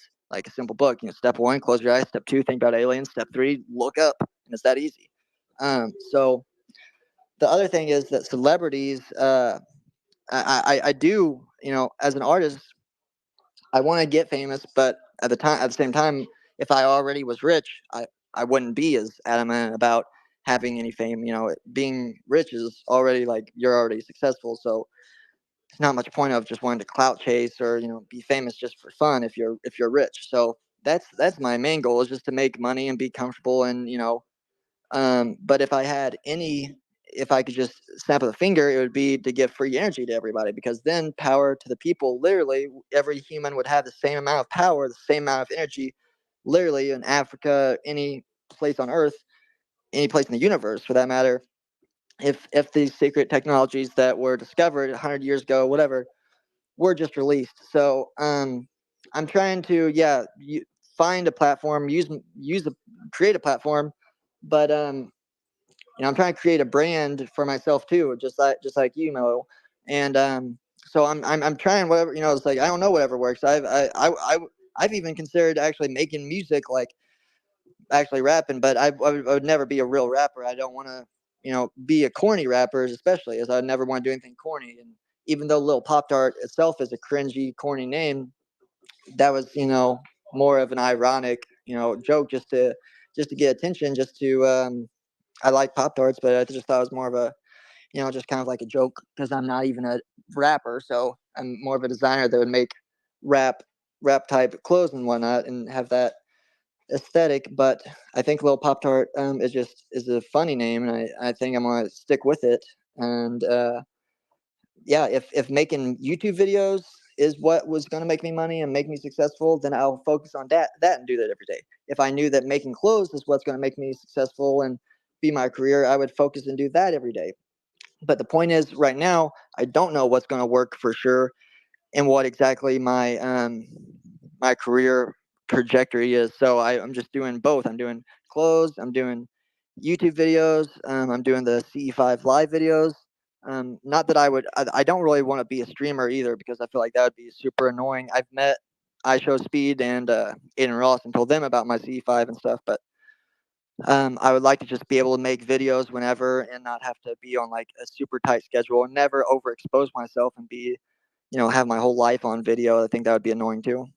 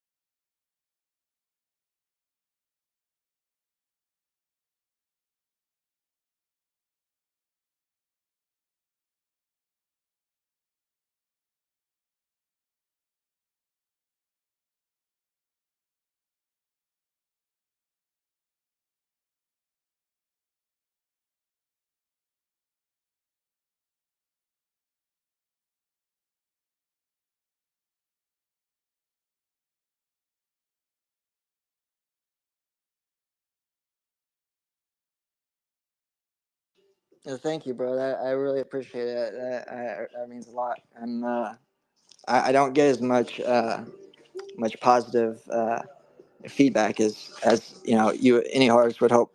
But as far as I think also that the UFO issue, not issue, but subject, is an Earth subject. You know what I'm saying? And soon it's not just going to be UFOs like a conspiracy theory that's just, more going to be just a subject in general of, common knowledge, and, more like a technology subject as just unidentified, I think. But celebrities that I did have positive interactions with, and that really led me to this path that I'm still going on, is in 2016 I met 2 Chainz. I got on stage with 2 Chainz and sold them weed, smoked with them, and he was super funny. I was backstage at him and Lil Wayne's show in St. Louis, and I didn't meet Lil Wayne, but I got to go up almost on stage with him. I went on stage with 2 Chainz first when I got there, and he was already performing the song "Crack" because my friend knew his DJ, and I'm still friends with 2 Chainz DJ Esud today. And ever since then, like 2 Chainz reposted a video of one of his rappers, one of his artists wearing my hoodie. Another one of 2 Chainz artists who passed away not long ago. His name was Sauce Pack, and he had worn my clothes. He was 2 Chainz artist. So I met 2 Chainz, got on stage with him and stuff, and that was like the most inspiring moment. And then and he was super funny. Like as soon as he came out, he's like saying, "I need some gas." Uh, he's like, "I need that whole thing." He's like, "I got 3,500 on me right now." Like wanted to buy a pound of weed for $3,500, and I brought like a quarter or half ounce or something to give away to him for free and whatever. And my friend had sold it to him or gave it to him, whatever. Which was my weed. But anyways, so we smoked, and he was standing right next to me. I was sitting on the ground and next to this table, and this big dressing room, and he was talking about like Lil Wayne and Lil Wayne being addicted to lean, and how Wayne doesn't need the lean to be creative and blah blah. He's really telling about a lot of personal stuff. We were there for like all night, all long time. But whenever he was rolling his weed right next to me, I was sitting on the ground, and 2 Chainz is at this big white table I'm sitting by. He's literally, it's just me and him there, and he's throwing a big old joint, and he's rapping to himself, and he's like saying, "Is this my stove? Did I travel back in time?" Like acting like he was like cooking crack on the stove, while he's rolling weed, and he's just being funny and talking about like his daughter said the only thing she wants for Christmas is to beat him at basketball. And anyways, it was like just a super inspiring moment. Then we all went out on. I met Lil Wayne's first cousin that night. He was like the one dude that was like showing love to me. I was literally the only white person in the whole backstage, and so I was just like out of place at the time. Especially I was a lot younger too, and I was nervous, of course. And it turned out to be Lil Wayne's first cousin, Dante, and he showed me a lot of love and was super cool. And afterwards, I ended up still being friends with him today, and I sent him a bunch of clothes and stuff. And super cool dude. He's been on tour with Wayne, like skateboarding on stage with Lil Wayne while he's singing and stuff. And anyway, so years later, I met Offset from Migos at Complex Con in California. This Complex convention, like Complex Magazine. Went to Complex Con there in like 2021 and met a bunch of celebrities and rappers, but the biggest rapper I met was Offset, and he was there wearing a mask like me, wearing a mask. Called me out of the crowd to come up and talk to him, and talked to him for like 10 or 15 minutes, and then afterwards, someone said, "Hey, can I get a picture with you?" And I like went back and was like, "Yo, can we get a picture?" And got this super iconic picture with him. And then afterwards, he still pretty much kept in touch a little bit on Instagram, and he'll hit me back sometimes if I'll say something. I asked him afterwards, a while back. I asked him if him and Cardi B were ever going to do. I said him and Cardi B should do a collab album. He said one day soon or something like that. And I heard no. He also liked my comment that said something was hard. I was just like, that's hard. But yeah, I've always really liked celebrities and met Paris Hilton when I was a kid. But I met Priscilla and Kanye both in UFO terms more.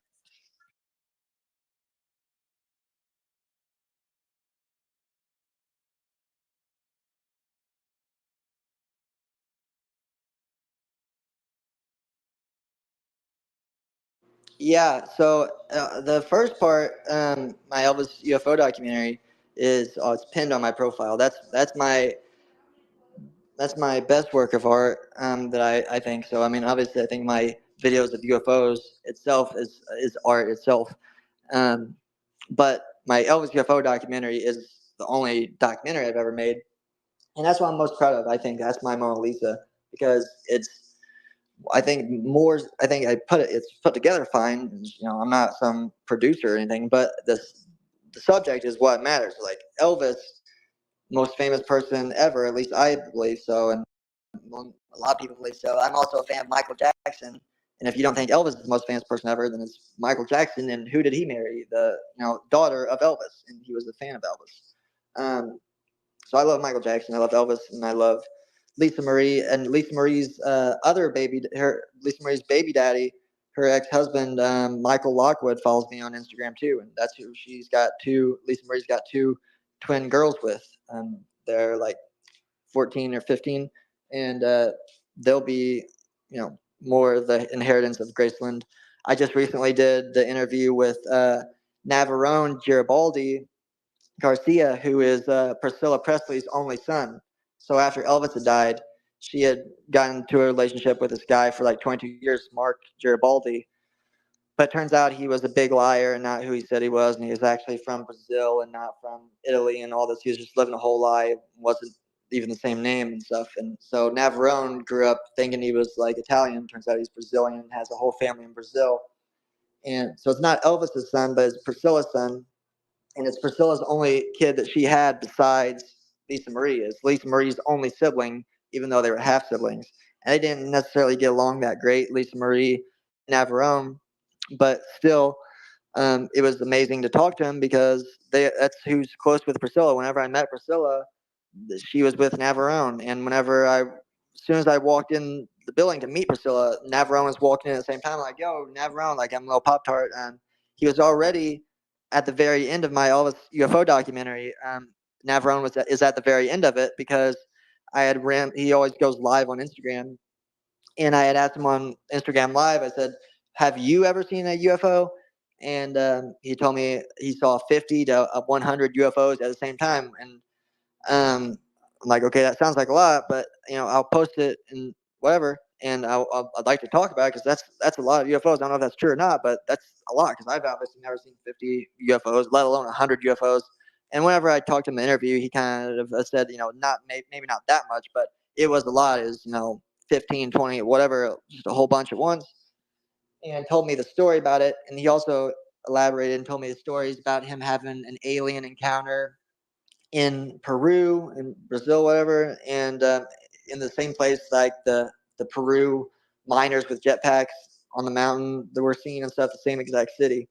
And he told me for the first time ever revealed this about his mom, Priscilla. I asked if she had ever had a UFO sighting, and at first he's like, "Oh no," and he said, "Wait, actually, she did have one sighting in Hawaii, like at a restaurant while she was at dinner." So I got the revelation of that. Priscilla Presley had a UFO sighting, and that's never been talked about in any of her book, interviews, anything. And I research these people like every day, all day. So, and not to mention, whenever I met Priscilla, of November of last year, this is after my Elvis UFO documentary, by the way, so it wasn't included. It's going to be in part 2. But whenever I met Priscilla, I got lucky, so lucky that they didn't allow videos or anything the whole time. But whenever I went to meet her, I asked one of her assistants or whatever. I said, "Hey, can you take a video of this, whatever?" And she did. Someone did. And they took a video of it of me for like 30 seconds. I got this video at the perfect timing. The first part of the video starts with she asked me how I came up with the name Lil Pop Tart. I'm like, oh gosh, I didn't expect her to ask me that. So I had to explain to Priscilla Presley how I came up with the name Lil Pop Tart. I'm like, the rapper Lil Uzi Vert. One time at the Grammys, I asked him what he was going to do after the Grammys, and he said, "Go home and eat some Pop Tarts." So that's where I came up with the idea. Anyways, I said, Priscilla, my question for you is, did Elvis believe in aliens and UFOs? And she said yes, and she said he did. And that's the part I got on video. So I got super, super lucky to get that on video and for that to happen. And then she autographed and signed my Rainbow X, my Elvis UFO poster that I had printed out and took to her to get autographed. So I got her autograph on a UFO paper, and the paper is my header on my page. If you go look at it, and it's like the poster for Rainbow X, and what it is a picture of the Rainbow X craft. And if you watch my documentary, that's the craziest part of it all. The whole documentary is great and is all firsthand evidence of people that were firsthand friends, relatives of Elvis. But the Rainbow X part specifically is about in like '75 in Denver. a guy came up to Elvis that had allegedly worked on nuclear stuff for the government, and that's what got Elvis to trust him or to listen to him. But he told him the story, and Elvis talked to this guy for 4.5 to 5 hours about this situation, about what happened, how he was approached by a man while giving a lecture. After the lecture, this guy was approached by a man named Prince Neosum and a woman, Princess Nagona, and walked up and told him how he was from another planet, from another galaxy. So he walked outside, and the guy, being a doubting Thomas, walked outside, and the Prince Neosum had a little black remote control box in his hand, pushed the button to prove that the craft came down to prove that it was under his control, and then basically the guy went on board the craft, and they took him wherever, um, took him into space, and he describes the craft as Rainbow X, and he drew it out, all the blueprint of it, and gave the blueprint to Elvis, and gave the blueprint to this other guy, Ed Parker, who that's whose book is about. That's whose book it was written by. It was Elvis's friend and bodyguard, Ed Parker. He discovered Bruce Lee.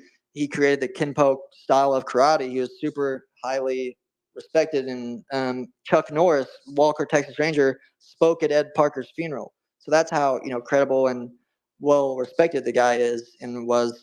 So whenever Priscilla went to sign the poster, she's like, okay, what is this? And I explained to her, it's like, this is a picture that Elvis and Ed Parker had gotten. It's in Ed Parker's book. She said, Ed Parker, like she was super surprised and happy to hear his name.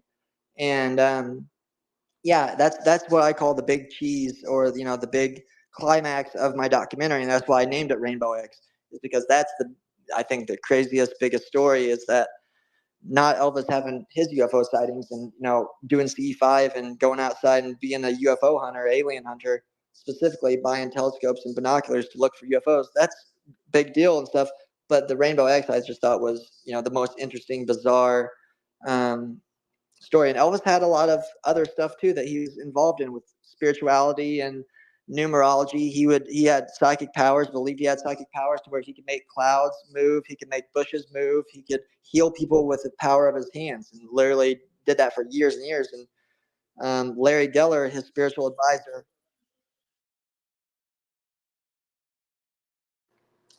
his voice, I don't guess that I don't know specifically about him believing if his voice had a power. I'm sure he was. That's interesting that you say that.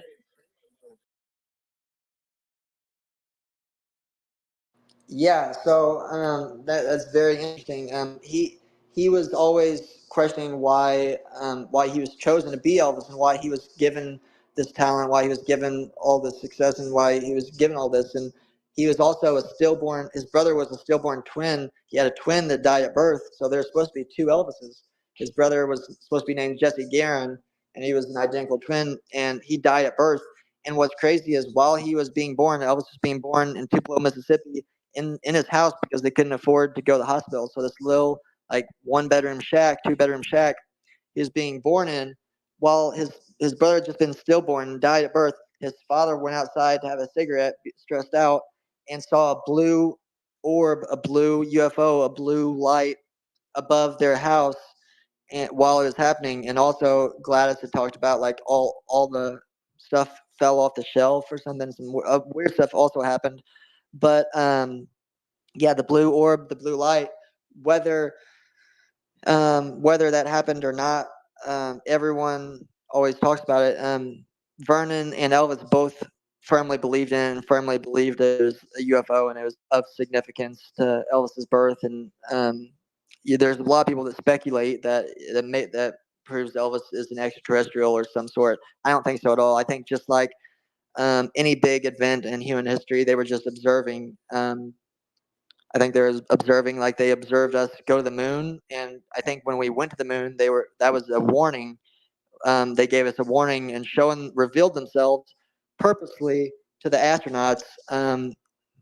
Saying, like, you guys shouldn't be doing this if you're not coming out here with peaceful purposes. You're coming out here in a militaristic agenda, a militaristic way. That's wrong, and that's why the astronauts were so shell shocked when they came back and looked like they just seen a bomb go off, and they're that's why they look like that. And apparently they were all threatened, especially Neil Armstrong, according to Greer, was threatened with his family, his distant family, his kids, grandkids, everything would be assassinated in a car crash, cancer in some way if he revealed and went public. Neil Armstrong allegedly. So yeah, it's just like with Jesus Christ too. Apparently there was UFOs allegedly observing Jesus being crucified from ancient paintings and stuff. And Billy Carson believes Jesus himself was an alien, and I don't necessarily believe that. I don't believe that many humans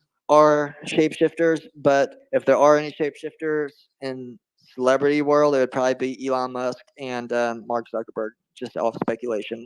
If reptilians are real, not that I think they're evil, not that I think that they are higher in the food chain and drink blood from kids or babies or humans. If any aliens eat humans, then I don't know how we're supposed to look at that. If we're supposed to look at that as that's just natural, and just like us humans eat stuff and eat animals, and we don't think it's wrong. Why should we think it's wrong if an alien of higher intelligence, higher in the food chain, eats humans? Should we look at that as bad alien, or is that natural and we just avoid going around that alien? Not that I think it's true. I think that's more what Dr. Greer says of you know it's exo racism, and it's racism protecting the cosmos. Anything that doesn't look like you, um, you're naturally scared of. But it's basically just racist to think that just because something doesn't look like you, that they're going to be a threat or violent. And if everything is as Greer is saying, pretty much, then he's right. That's just propaganda to fuel war and to fuel the military and the space force, and that's possibly the easiest way to do it. If they throw in the reptilian card and make them any source species out to be a boogeyman, evil, bad creature, then Ronald Reagan or Donald Trump, creating the space force would be compromised and would be influenced, and Tom DeLonge would be influenced to be scared of these bug-like creatures, and anything that just looks different. They've already existed long before us, so there's no sense of us worrying about. And the fact that we're here, we need to focus on our own problems, not focus on aliens. We have to focus on becoming peaceful ourselves and eliminating violence in every way, and eliminating the negative aspects of our planet, like nuclear nuclear technology, nuclear stuff like that. Just things that are bad for our planet and bad for humanity, especially not necessarily military itself, but war itself. And we're still having wars today, and it's like how long do we expect this to go on to have wars forever? It feels like every war is already planned out, and we already know who is gonna. I mean, not we don't, but it's like, how is there not already a world war right now with two other major countries fighting a war? The other countries just stay out of it. It seems very organized, and it seems very planned. um, I think the aliens are waiting for our war militaristic days to be over, and then we can finally join the Galactic Federation and join whatever other species in space, and then we can start getting our own UFOs and start having free energy first, and then once we become peaceful and have free energy, become a level 1 civilization. Then once every human's pretty much peaceful, then we can have our own UFOs. Otherwise, the stuff that flies will be used as a missile delivery system. Greer recommends putting a hold on the electrogravitics, electromagnetic, I get confused, but putting a hold on the stuff that flies. And 100 years ago, we should have released the energy stuff, though, and the stuff that will power your house, farm, car, appliances, everything with just a little box, an over unity free energy generator device. That's what should have come out 100 years ago. And we shouldn't immediately get UFOs and stuff that flies, because they'll be used as a missile delivery system, which Danny Sheehan has already talked about. They're getting ready to use using these man-made UFOs for dropping bombs and stuff, and that makes us a threat to the other planets. And once we cross the ET red line, like Greer talks about, then they will have to shut us down and shut our operation down because we have man-made UFOs and nuclear weapons. We could technically take a nuclear weapon, just like Elon Musk suggested that we drop a nuke on Mars. We could go drop a nuclear bomb on another planet with life there, and that obviously makes us the bad aliens. That makes us a danger to other civilizations. So if we don't get our If they're act doing together, something, if they're doing something negative, that might be a consequence of their action. It could be also used as a cosmic deterrent to basically tell them to fuck off or find out.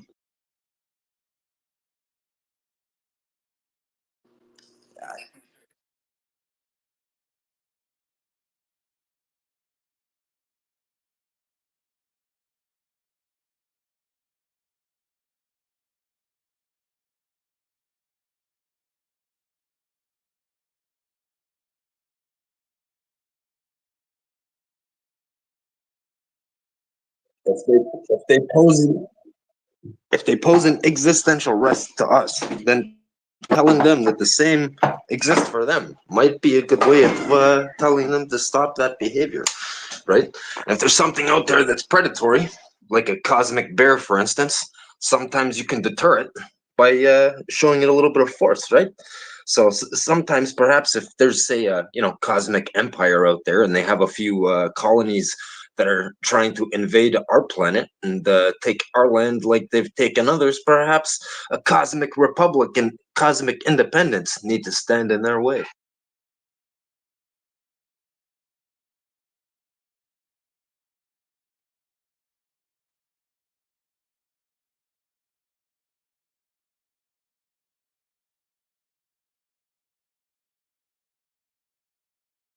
I think if we were to go to war with any ET of higher advancement than us, it would be we would obviously be suicide. It'd be pointless just to kill ourselves, and that's why any advanced higher form higher than us are not going to do that to themselves or to anyone, because there's no sense of blowing up your own planet. It's not going to do anything for yourself, and blowing up other planets and creating less life in the universe is not going to help anyone. So instead of blowing up planets, teaching evolution and teaching peaceful spirituality is the correct response to a negative interaction. Is like rehab, how we don't just kill people if they get in trouble. We try to rehabilitate them, even prison. This only the super bad people that we even kill, and there's still even the defense of, oh, should we even do that? Does two wrongs really make a right of killing someone? And I agree too. I don't think that violence is ever the response for anything, no matter how tragic and terrible something is. That doesn't mean you should resort to the same two wrongs don't make a right. You know what I mean? And the Galactic Federation, any sort of aliens that are in that are obviously so far advanced than us. They have their own set of rules, their own set of protocols, and peace is obviously number one of that whole shindig. So, and that's the most important thing to them, so it should be important to us, and that's why we should take suit and follow in their footsteps of being peaceful and not staying how we are. With where it's obvious now we're not peaceful, even if some humans might be. Is as a planet, we're still at wars and we're not peaceful. So there's only a couple options. Is one, we can cross the ET red line and go extinct. The ETs are just going to have to wipe us out because we'll start trying to fight other wars and go to other planets and do stuff like that. And that would be a bad thing, because the ETs, it would be a trick. And if we're told these ETs are doing bad stuff, we need to send the Space Force and blow up their planet and do this. That would be a psyop. That they're not hurting us. Why are we going to hurt them?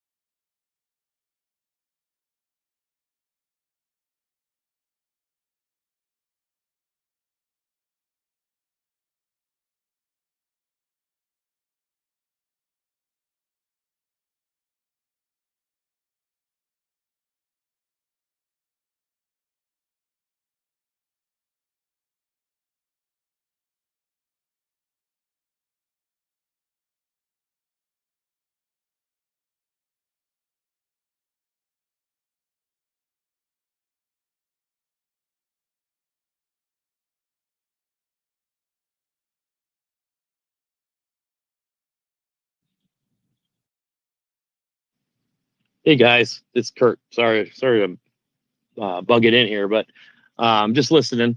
And I just wanted to, Mello, I actually want to get your opinion on something. You hear me? Yeah, yep. What I was thinking is, I hear a lot of folks that have these theories about this topic, and they automatically assume, and I'm not saying that they're wrong, but they assume that all is peaceful and all will be well, and we're lucky to know what the phenomenon is, and if beings are out there. And they kind of throw caution to the wind a lot compared to what they should do. I feel. How do you feel about that? Like, do you think that this type of cautionary tale and type of a defense system for us as humans needs to be in place? I've seen Star Captain defend this and go against it, and his topic, like his thoughts on this are spot on for me. But I'm just curious, like, what you think about the whole talk to a lot of people in this.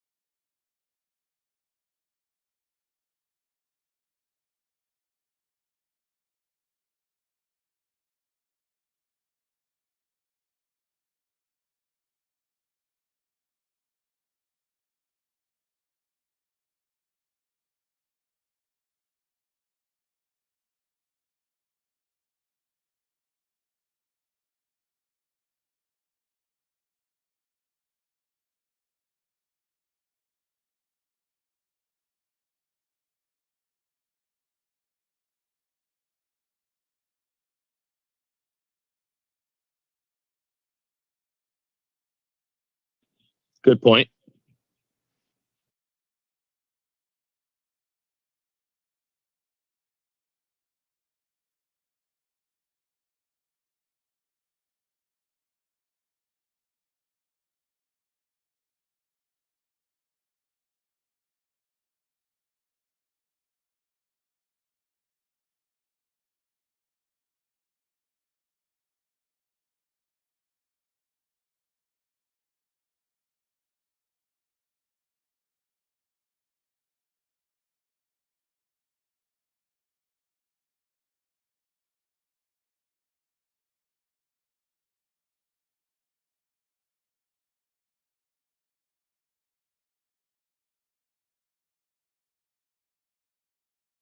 Absolutely.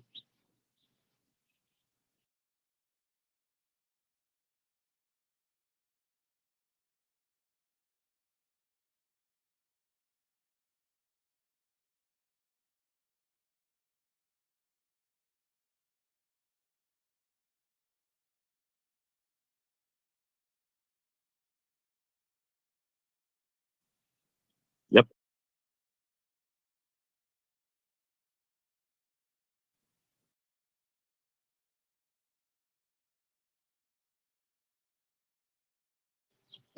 First, I'll say that I love the philosophy that you just brought up at your end of your point there with about the organism.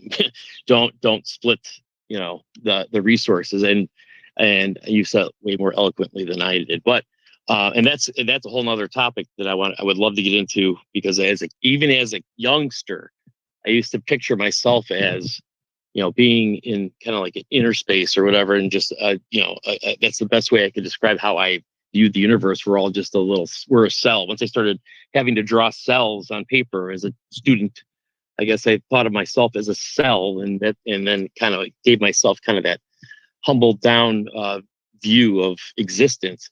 But just real quick though, I wanted to say to the point, and you spoke. I couldn't agree more with everything you said. I mean that. I'm not just saying that. The reason why I wanted to bring that up and say that to you and get your opinion. First of all, a lot of times it's the spaces are full, and I can't get your true opinion, personal opinion. But and that's good. That's a good thing. But the reason I did bring it up is there more times than not that I've run into, and I do a lot of listening, more so than speaking. But when I listen to these spaces, and that when it comes up to with people's experiences and what they've witnessed and what they believe, I guess is actually a better word, believe. What they believe is that these are, any kind of outside phenomenon coming into our realm or into our existence and our experience is peaceful. And it's this attitude of, how dare you even consider to be defensive or have a plan to be defensive.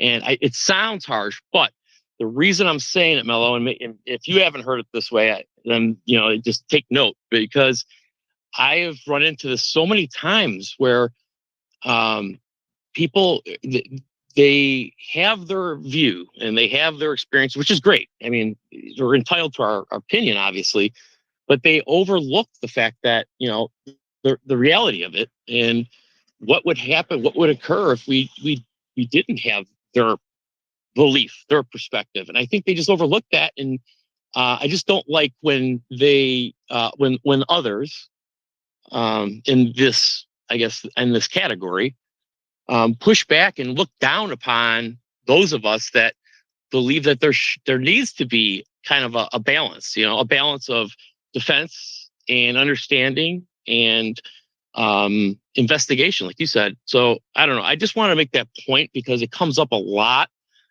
in so many spaces, and I got to speak, so I wanted to say something with you on that, because I know that you're kind of like in the crux of it all with what's going on, and I appreciate what you're doing. I love the evolution that you have become with all of this, not just these topics, but yourself, your work. I'm really, really looking forward to getting back on more social media and listening to your podcast and learning, because you do a great job of communicating to all sides. I appreciate that. Thank you.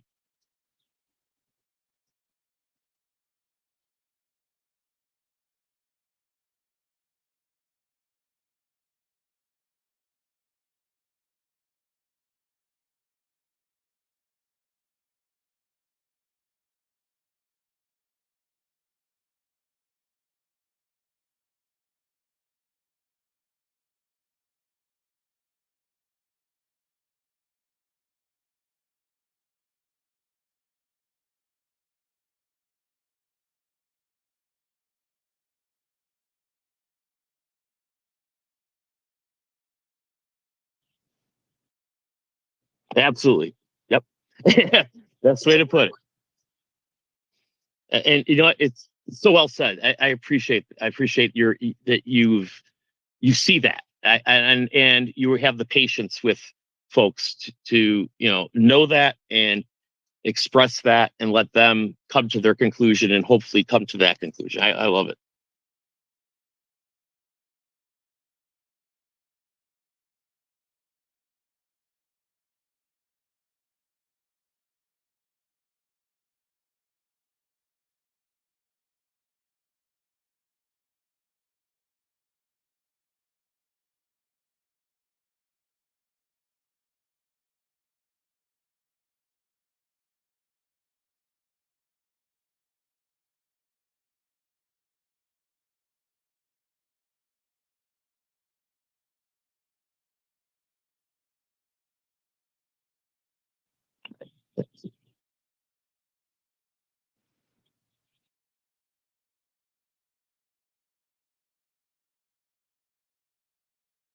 Yeah.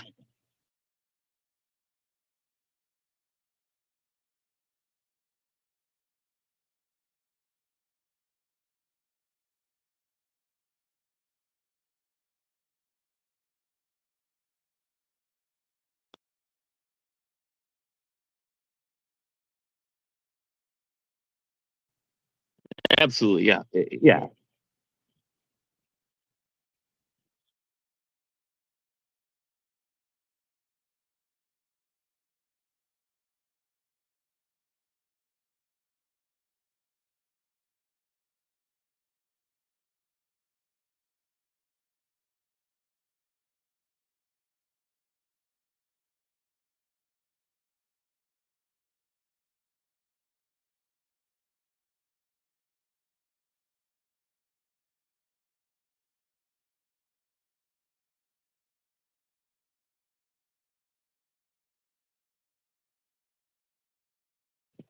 Mel, it's, I mean, I'll put it more of a personal note. It's for me, I've kind of made the attempt to shed my bias on a lot of topics and be more open. And I've always considered myself an open mind. I mean, and I know that I am, generally speaking, right? But in I have seen, if I look back at myself in just these spaces, I mean, I'm just using these as an example, but in life itself, the amount of progress I've made listening to people that like yourself and others that you've brought into the conversation, it makes a big difference. I didn't realize it at first. I think I took it all for granted, and spaces can be that way, right? I mean, it can be, any type of forum, especially online and social media, it can always be kind of hit or miss, or, you don't really get the full benefit depending on, the topic, who's in, who's out, who wants to sabotage. We've gone through a lot of that. I shouldn't say we. I don't consider myself part of the UFO Twitter. And I don't mean that negatively. I just don't think that I can bring enough to the table, to consider myself part of it. But I do hope to, like what you're talking about, and listen to that and learn and kind of bring more of that psychological experience. And I love the philosophical part too. And I think that I really have started loving your spaces, and I'm not just floating your boat here. I mean this, because like the idealism, versus realism, all the different things you delve into are really where it's at. And I mean, because what that does is it just taps into all the other topics that we need to talk about. So I'm just really, really proud to know you. And I think in the beginning of it, I didn't really know who you were. I think that you didn't know who I was either. And that's just kind of cool that seeing where it's all gone. It's the same thing with a lot of other people on this platform. And I want everybody to know that I appreciate the opportunity to learn, and I mean that genuinely.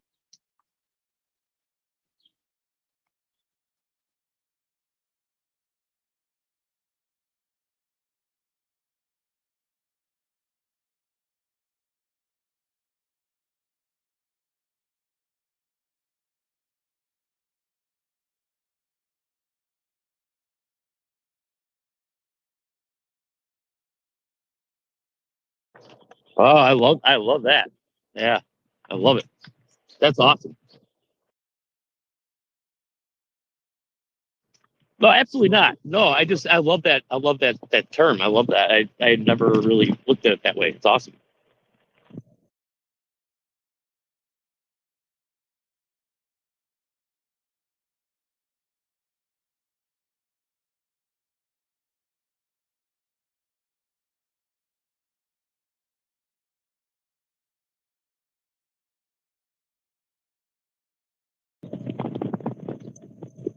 Yeah, you're an idiot. You don't know anything because you're not trying to know anything, and you're not trying to help others become what they can be.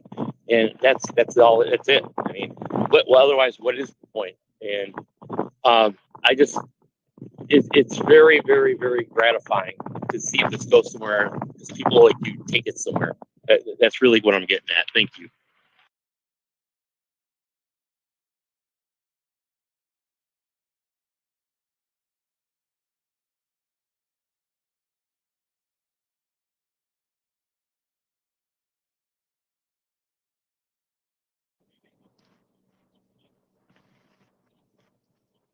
Absolutely. Yeah. And it's just, I can speak to so many different topics that fall under that.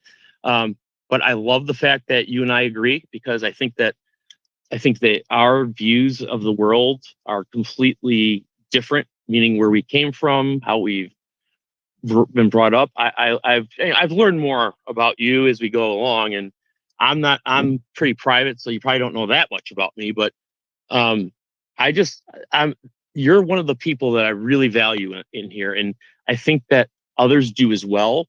And I'm starting to see this there's like it's starting to congeal in a way where the cream is rising to the top, not to be cliche, right?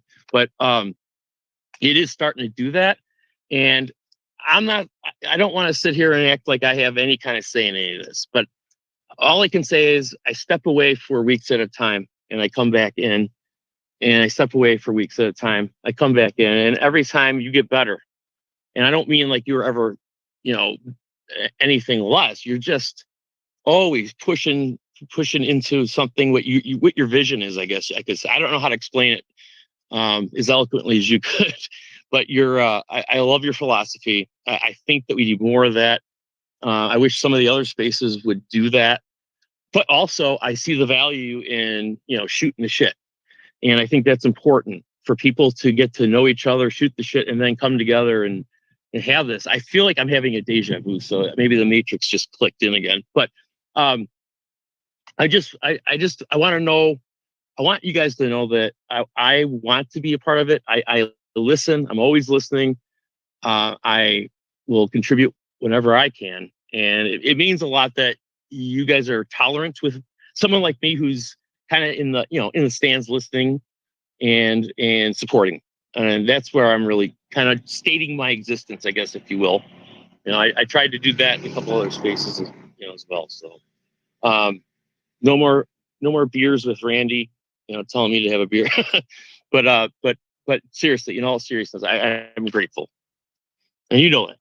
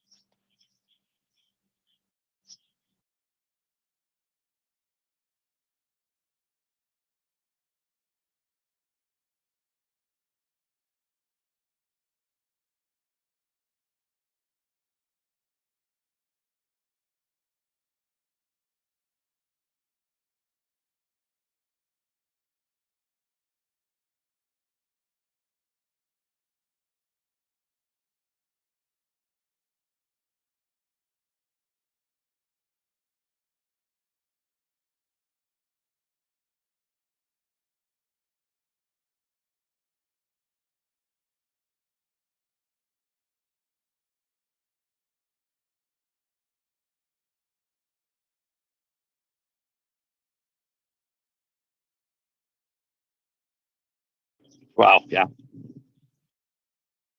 Exactly. Yes.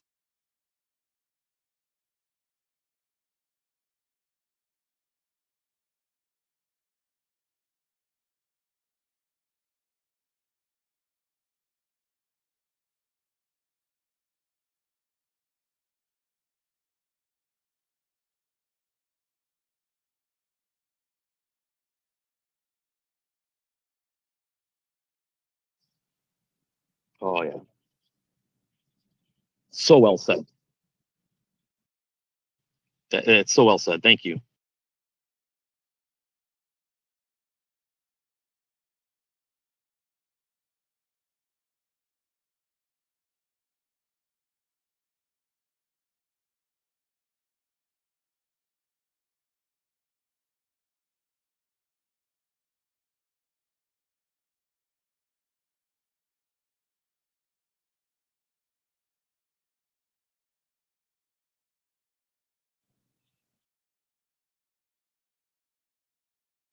the process of the philosophy is most effective when you can follow it as a progression. And you're absolutely right, man. It's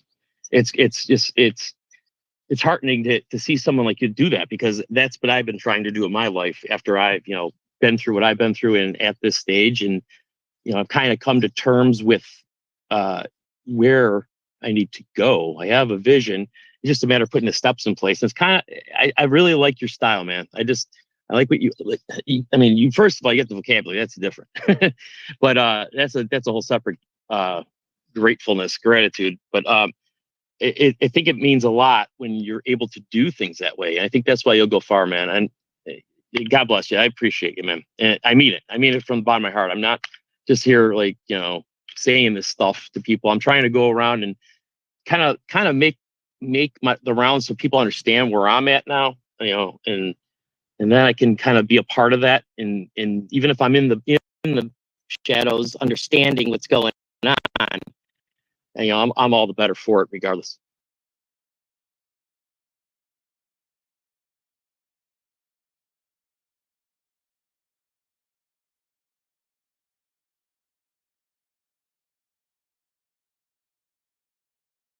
Hey, sorry, I'm not always. This is my first time being a co-host, so I don't always know like how to add people. But thank you. I appreciate you.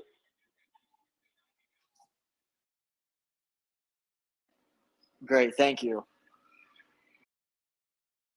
It's an honor to co-host my first space.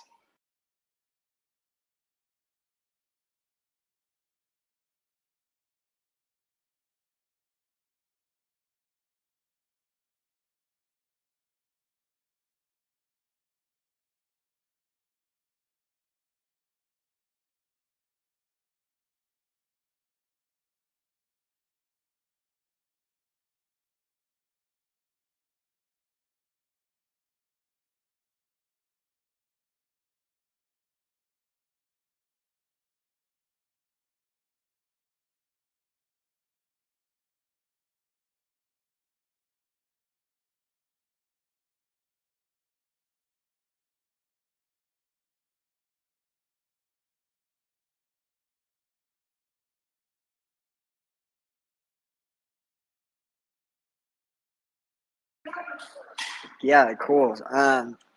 Elvis, I live 3 hours away from. I'm in Missouri, so I live 3.5 hours away from Graceland, and my family are super big Elvis fans.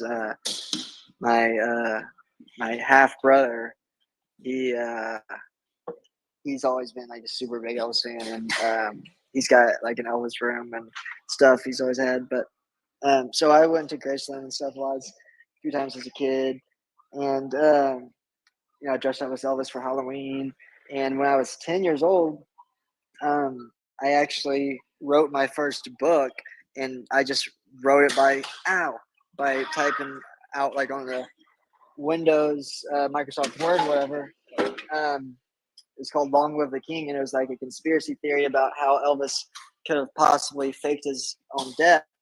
And it's only like 4 pages long or whatever, but it was still, my first ever book I wrote, and it was about Elvis. And even though at the end of it, I still believe that Elvis, did die, but anyways, no, sorry. But anyways, I put together all the evidence, and then years later, the Elvis movie came out, and I was excited for it to come out because I'm just always looking forward to new stuff. And that's when I became Kanye was following me at the time, so when I went to the movie theater to watch it, I posted a couple pictures, one of the screen and one of my Elvis necklaces I had made, and Kanye West viewed my Instagram stories while I was there. So that was like one of the most full circle moments of my life, where it's like Elvis, the first rock star, and then Kanye, the new Elvis, the biggest rock star today. I feel it went Elvis, Michael Jackson, Kanye West. And it was just super surreal having Kanye view my story while I'm there at the theater and watching this amazing movie that in a sense that really changed my life, because that's what started all with me and the Elvis thing. And then so once I got real into Elvis, I'm like, even before the movie came out, I was like, okay, let's Elvis. When I was in the UFOs, like, the Elvis movie's coming out. Let's look up, see if Elvis has ever seen a UFO or whatever. And I saw the Larry Geller. I talked about it, and that was Elvis's hairstylist and spiritual advisor. And that's who put Elvis onto all the spirituality books and gave him hundreds and hundreds of books and got him into all this stuff and talking about spirituality, meditation, and everything. And I ended up having an interview, getting to talk to him and asked about Elvis and UFOs on Zoom chat a few months ago, and it was super cool. And that's going to be in my part 2. But yeah, it was just because of the Elvis movie that came out, and once the Elvis movie came out, I just became an Elvis super fan, and I started researching more Elvis UFO stuff. Bought a bunch of books from all of the firsthand, like Memphis Mafia people that knew Elvis firsthand, know like random people. And so in my documentary, I put all that, and I used the Snoop Dogg AI voice because he was just the most famous AI voice I could find. I was going to use Elvis AI, but Snoop Dogg was the only one available, so I just thought it was funny.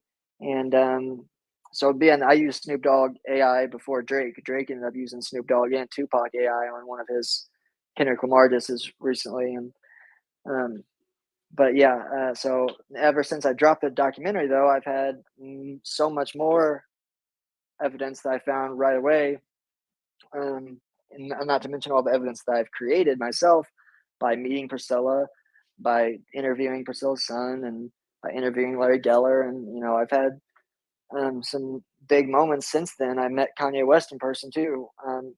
1 month after I met Priscilla, I met Kanye in Miami, and that was another one of the biggest moments in my life.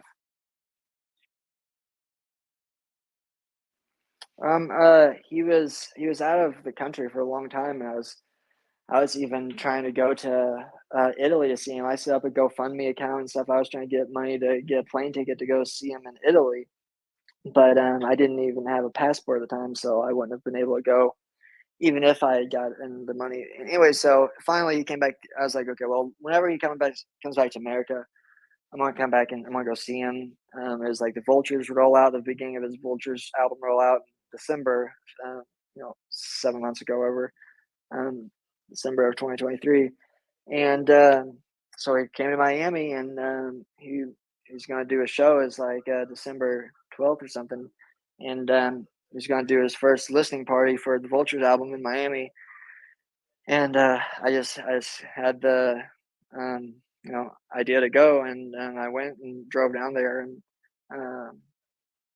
I went, and while I was eating a taco, it was funny. I was waiting for him to come on, and there's a bunch of celebrities there, and the celebrities, they're a lot of celebrities. I saw Chris Brown, Offset, all these people, but the streamers like Aiden Ross and I Show Speed and Your Rage and these dudes, they were so much more popular and famous there than even the celebrities. It was insane. I'm like, dude, this is a whole new world now where these streamers are literally the celebrities now, and the celebrities aren't even looked at. They're just looked at like normal, influencers, basically. Like Chris Brown is just like, oh yeah, whoever is like old guy.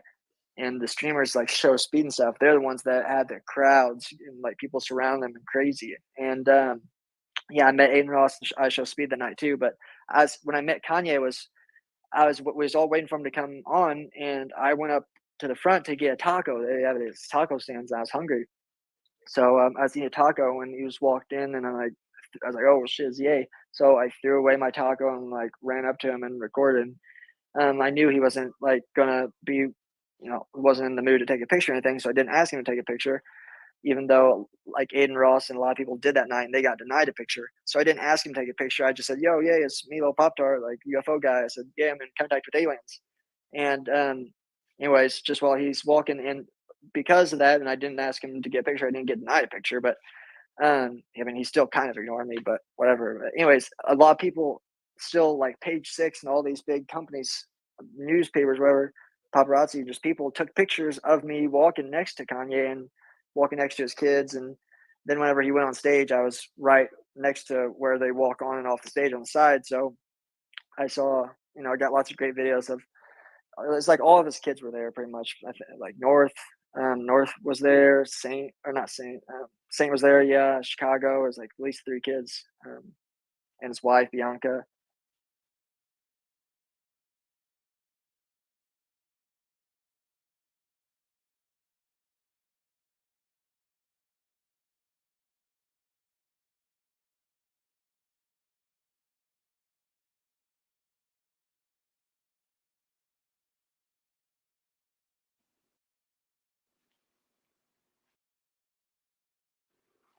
Yeah, John Lennon. My first uncle was actually in the army with Elvis, so I just always had a special connection to Elvis being from here. But the Beatles I never liked because of like Elvis, where like Elvis like looked up to Elvis as like Jesus pretty much.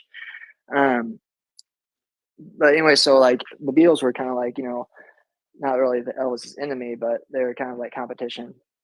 I didn't get into the Beatles really until I was like a teenager experimenting with LSD, and I had an experience taking a few hits of acid, and I watched the Beatles' Yellow Submarine Apple movie, and closed my eyes and basically like had an experience where I teleported to the Pepperland, like purgatory, all white, dimension they were in the movie, and I was a cartoon and they were cartoons, and it was just like the episode of SpongeBob, the future episode where everything's all white, like a purgatory. And I said, "What's one thing that I can take back to my reality, to my world, that I'll remember?" Because I know, just like a dream, I always forget stuff. They said time travel exists; it just hasn't been discovered yet. It's like John Lennon as the Beatles telling me this, as a cartoon Beatle telling me this. I said, "Okay, well, who discovers it?" And they said, "Oh, you do." And that was it. And I'm like, okay, that sounds like a egotistical ego trip or something. But years later, since the Agent Elvis cartoon on Netflix came out with Matthew McConaughey as Elvis Presley and Tom Kenny, the voice of SpongeBob, is the voice of Elvis's pet chimp Scatter on the show. It's got all these celebrities as Agent Elvis on Netflix, and the creator of it, it's created by Priscilla and this other guy, John Eddy. John Eddy follows me on Instagram too. But anyways, on one of these episodes, Priscilla and Elvis trip acid just like they did in real life. And what's crazy is she has the same exact experience as I had, where she's sitting there tripping acid, and out of the TV, Paul McCartney walks out, like crawls out of the TV and talks to her, and becomes like a magical tour guide on her trip, and says, "Oh yeah," she's like, "Do people always hallucinate you guys?" She says, "Oh yeah, people take drugs and hallucinate us all the time."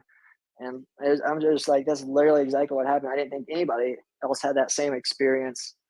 And it turns out John Lennon, yeah, he had a UFO sighting, but also right before he died, he had received a letter from a fan saying that they had done a Ouija board, and the Ouija board told him that there was going to be an attempt at his life to murder him. And him and Yoko Ono just laughed it off and laughed about it. And they said the letter also said that the message came from Brian Epstein, which Brian Epstein was the Beatles manager who had recently passed away. So that itself really came true and really happened, is proof in itself that Ouija boards, are at least somewhat real.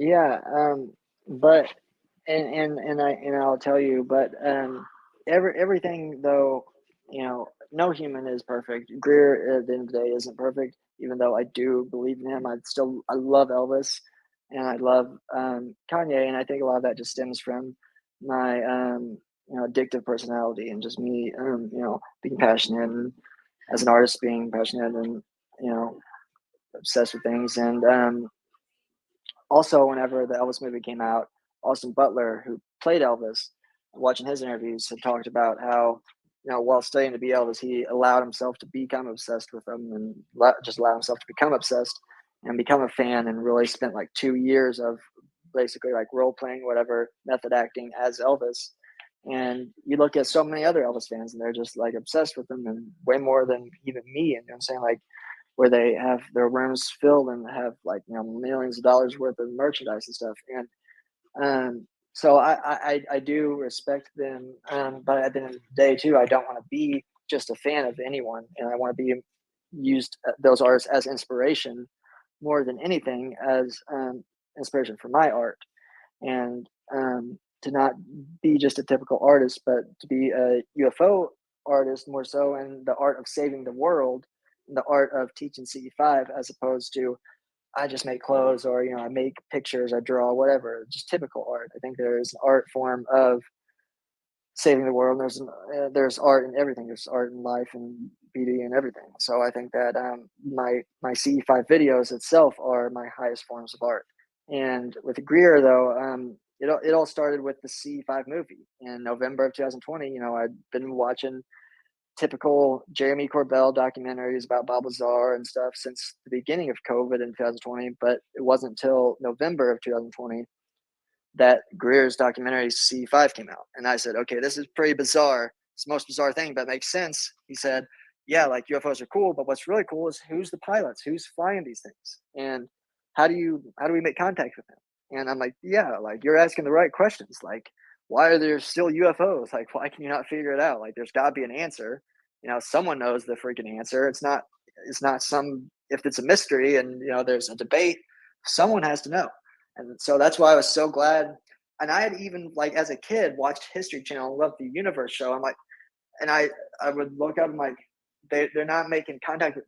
They said how on History there's never been any contact with aliens. Just like Leslie Keane says that we'd have to say no. Like if there's been zero contact with the aliens, we have like SETI with these big expensive satellites and telescopes, billions of dollars pointed up in space, Abbey Loeb and stuff, looking up in space when the ETs are right in front of our faces. And all you have to do is, do the CE5, close your eyes and think about them. I simplify my CE5.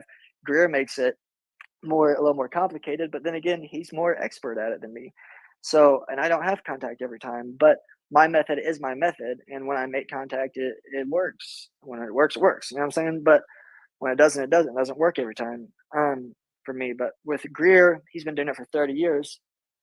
I take everything he says to be true, but that doesn't mean that just because one person's truth is my truth. So he has his method of C5, I have mine. He was also raised more atheist and agnostic, I'd say, not than atheist. His parents were agnostic, and I was raised more Christian, so it's just like our upbringings too, like our beliefs are a little different on that. I believe more in God and Jesus and heaven than his interpretation. But that doesn't mean either of us are wrong or right. It just means that's our interpretation. But with Greer, I discovered that he was correct and he was right about all this crazy stuff. 7 months later, after doing the C5 by his rules, by his protocols for 7 months exactly, doing it just like he says, I had no luck, like he says. It wasn't until someone on Instagram said, bro, just say fuck it and just do it and try it, that I had my first successful contact in June of 2021, 7 months after trying it every day, no success for 7 months. Then finally I stopped doing it Greer's way and had my own. So we are a little bit different there. But if you believe in the Bible, and I do a little, you know what I'm saying? But it talks about the devil was originally a snake, or became shapeshifted into a snake and was in snake form. And that's interesting if people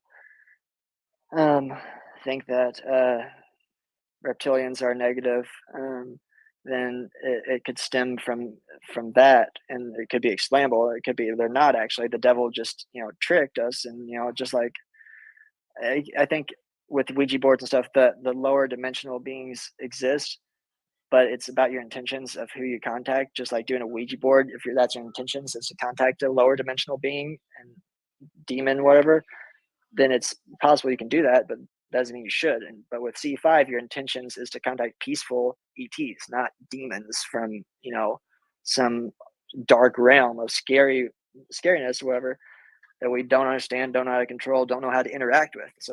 So it is, and Grush wrote lots of papers on this and stuff, like all that glitters isn't gold, and about abductions and how abductions are mostly all done by man-made, but that doesn't mean that there's not such thing as a CE4, where people can go on board a craft voluntarily. And it also just doesn't leave out the possibility that these aliens might just know more than us. And whenever we take a pet dog to the vet, that they might be scared, but it doesn't mean that we're doing anything negative out of ill intentions. We're just trying to do what's best for them and have medical operations, whatever. That might be the reason why they say that the aliens wipe out our memory and stuff, is to remember it, is because they're trying to do us a favor. And I think that 99.9% of the alien abduction stories are fake. I think it's only that very, very fine 0.1 that like a Travis Walton type situation that would ever happen. That maybe that there is an abduction thing going on, like a consecutive operation still continuing, like Doty said, that they're probably still doing it like they did in Argentina, South America, whatever. Not Argentina, in South America. Richard Doty talked about using children with mutilations, children with disabilities dressed up as aliens. And Dr. Greer talks about a lot too, is what they use is PLS, programmed life forms. And that and ARVs is the main thing to know about the UFO subject, because it's so easy to be deceived and to think, oh yeah, aliens are bad because look at what's happening. Listen to these people's testimonies, listen to this, listen to that. And it's, anyone would think that if you got abducted in the middle of the night by some creature that looks like an alien, of course you're going to think that was an alien. And like, that's what you're supposed to, that's the program. And that's why it's a psychological warfare campaign. This isn't some, little like first grade prank that's going on. This is a huge deal that is on a global scale, that is tricking humanity on a grand scale, but it's not the aliens tricking humanity. It's humans tricking humans, and that's the plot twist. And that's why it's a lot darker and a lot deeper than, oh, aliens are bad. If that was the case, it would be a little more simple. But no, once you get to a level of spiritual evolution, the first step of spiritual evolution is, okay, us as humans, how can we be better? What's the first step we can do to become a better species just all around? If everyone just did this one thing, obviously it would become peaceful. We wouldn't have fights, we wouldn't have killings, wouldn't have random acts of violence. That would be the best solution for everyone, to just automatically be a pacifist and treat everyone as equal as possible.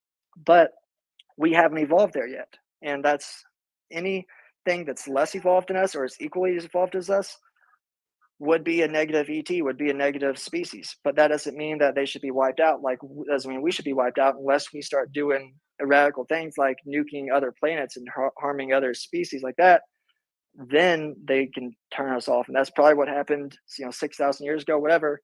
I feel like with the aliens and with doing C5, they're going to give us this knowledge and give us telepathically videos of Earth and Earth's history, of dinosaurs, of Jesus, of humans a million years ago on Mars, on here, there. They're going to give us their culture. They're going to show us videos of their culture. They're going to show us videos of their planet, other planets. But we have to be ready to learn all this stuff, and we have to be ready to not be overstimulated whenever an alien gives us a download like that of their planet and of their presidents and of their celebrities and of their music and stuff. And I'm super interested to learn, but it's all on us, on how much can we handle, and allowing the relationship with ETs to give us that.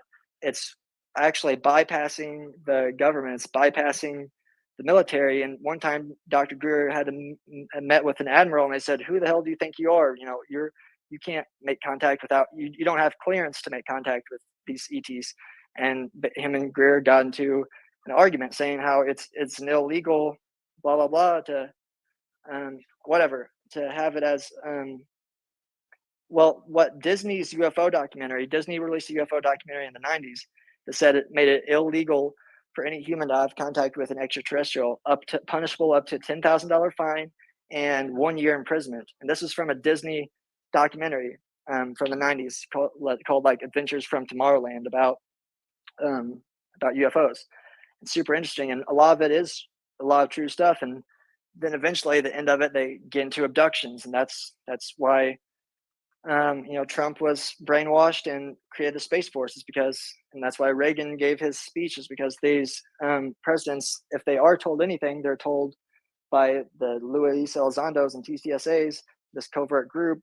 They're told a little bit of truth, but mostly false information. Just like David Greer said, he's telling everything he said was true, except the fact that aliens are killing humans, and that's not true. And that David Grush was not read in on these programs. David Grush is not even a first-hand witness; he's a second-hand witness. So he's saying all this very confidently with no eyeballs on the ground himself, just what he's been told. So with him saying aliens have killed humans, he's not been read in that it was psychological warfare to make us believe that exactly, and that it's all. Once you understand that and look for that, everything makes so much sense now that when you watch whistleblowers come forward, you're able to tell who's genuine and who's not.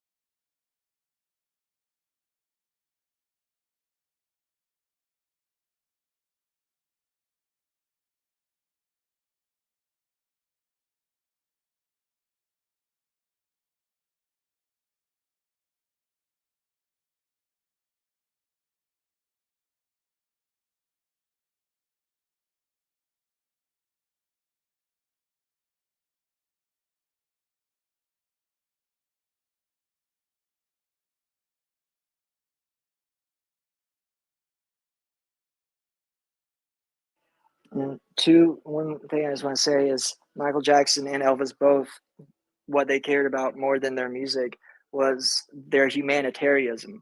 And even on Elvis's grave, his dad had one of the things his dad put on Elvis's grave was that he was a humanitarian. Michael Jackson, same with him, and I think he was obviously framed and murdered also, that whole situation. But he was actually a super good person and cared about humanity, and that's what his son Prince Jackson had talked about. Is like, yeah, he loved his music and art and whatever, but he really cared about being a humanitarian. Really cared about humanity, and yeah, that's how I want to be as well. You know what I'm saying? More than an artist. I think that it is an art form to care about the earth and to just be a good person and to do what's right. And that's why it's like it's really upsetting to people hate on Dr. Greer and stuff, because he's doing the right thing. He's doing the one thing that everyone in the UFO world is asking for disclosure and stuff, but the same people that's asking for it are tearing them down, not believing them, just discrediting them just because of whatever trend or prejudices they have against him, and because of everything that he said. It's hard to believe that this stuff could be true, but 99.99% of everything that he said that I've been able to verify with my own eyeballs has been. Not saying that he's a perfect, good-looking guy or anything. His wife is actually Jewish, and not that there's anything wrong with Jewish people, but I believe that's why he's not spoken up against the genocide going on in Israel, or when he's obviously about peace and stuff. I am the same way, but and I try not to get too political either. And I'm not going to point a finger at him and say he's a bad person because of that. Obviously, he's a good person for not interfering in stuff that's not his business and interfering in just But at the same time, I don't think anyone's perfect. I don't think that Elvis, MJ, myself, anyone is perfect. But if we want to be better as a species, that we should listen to aliens and that they will give us the best advice, better advice than me, better advice than any human, is doing C5 and listening to the aliens themselves. Because if they're more advanced than us spiritually, they've been able to survive longer. They've not gone extinct. We're almost at extinction level, of war, of just nuclear war, whatever. We humans are at the end of our road of doing bad stuff for so long and having so many wars, that we should listen to aliens. It feels like maybe in the 50s or so, we did a deal with them. Apparently Israel and America both did a deal with the ETs. Greer thinks that's baloney and thinks that it might sound patriotic to Haim Eshed, but he thinks that there's more planets or more countries that have done deals with the Galactic Federation or whatever. And apparently, from the looks of it, we didn't honor that deal, most likely, and that's why these technologies are holed up and have been like frozen in time for 100 years in these covert operations. And it's only the select few humans that have these technologies, stuff that can cure cancer too. Dr. Greer's seen the medical technologies too, of med beds and stuff that could, like holographically add an arm and stuff to someone that lost an arm or leg in a deep underground military base.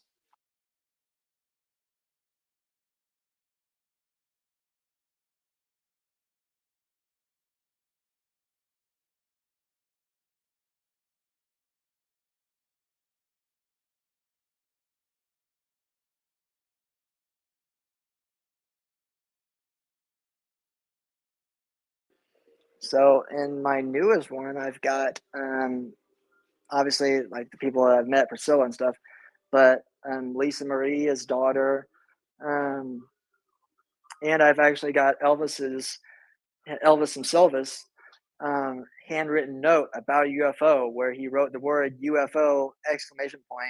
And then at the bottom of it wrote like Scylla, Jerry, and like a bunch of his friends' names. Like he just wanted to show them later. He'd always make notes in his books. So I finally found one of him. Is like a book by Frank Lucas, Strange Objects or something by Frank Lucas about UFOs. And I think it was his name, Frank Lucas. And yeah, so Elvis wrote that UFO. And I've got a lot, but since a couple weeks ago, I finally found like a master list of all the books that I don't have yet, of every book from like Elvis people, and now I have that list, so I can get the books once I have the money and stuff.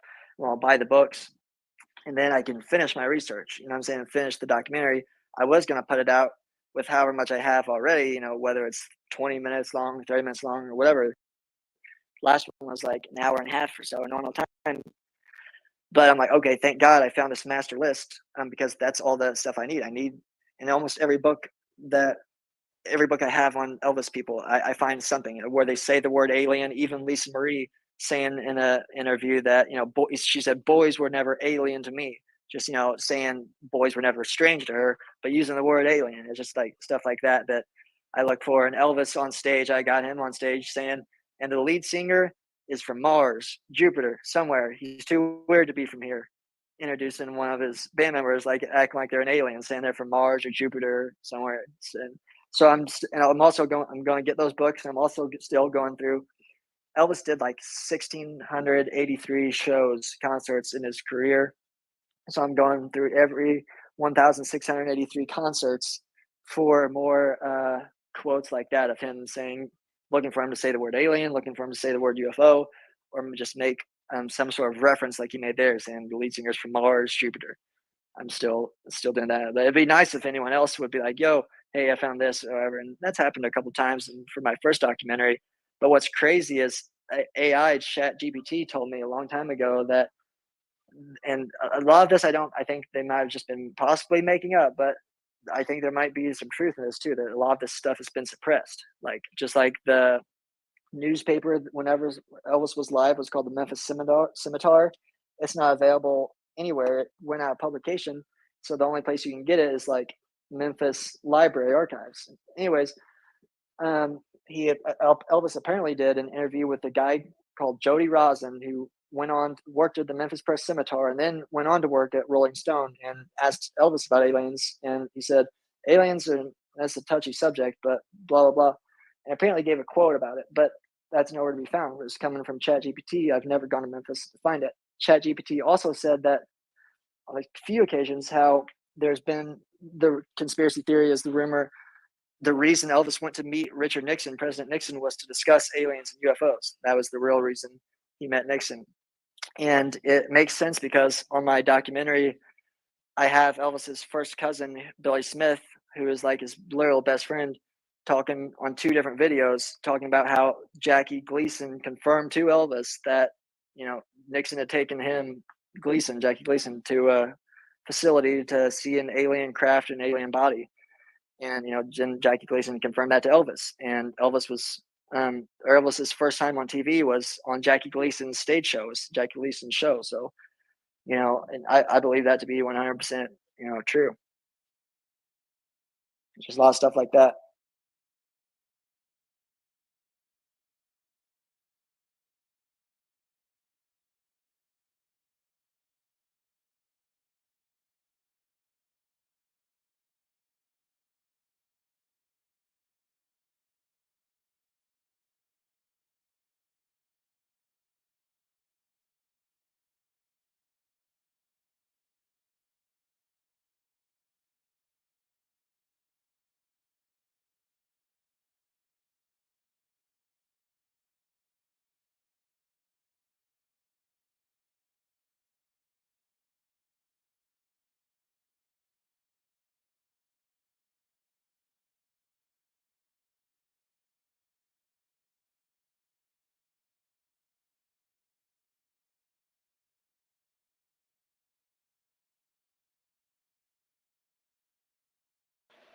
I just know the basics. I just know who he was. He was in Close Encounters of his dad, obviously, was in Close Encounters of the Third Kind.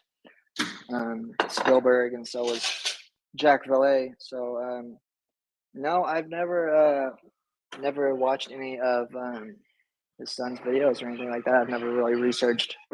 You guys are way more educated on the UFO subject than me. I don't even I watch mostly Greer stuff, but I watch Eyes on Cinema, but no, I'm not the smartest like school person, so academic. So yeah, I do know the basics.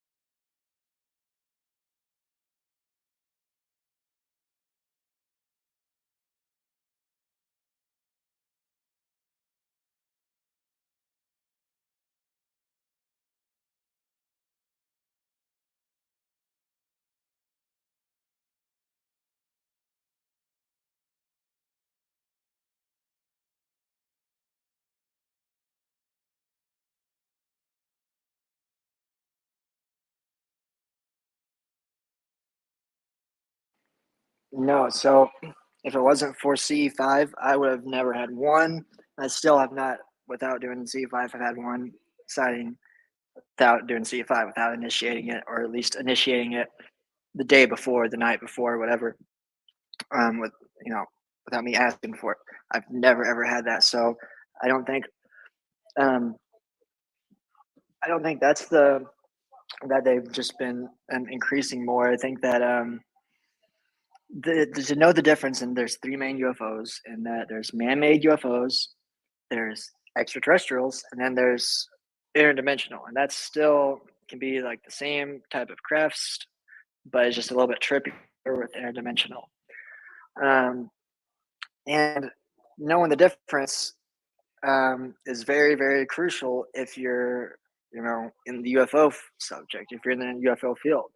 Just like knowing the difference between, not saying that anyone's perfect or anything, like we have these detectors or anything that like beep beep beep can tell, oh, that's man-made or whatever. It's just like there's things that you can do to tell, like if it's a man-made UFO has seams, rivets, pipes, plumbing, stuff like that.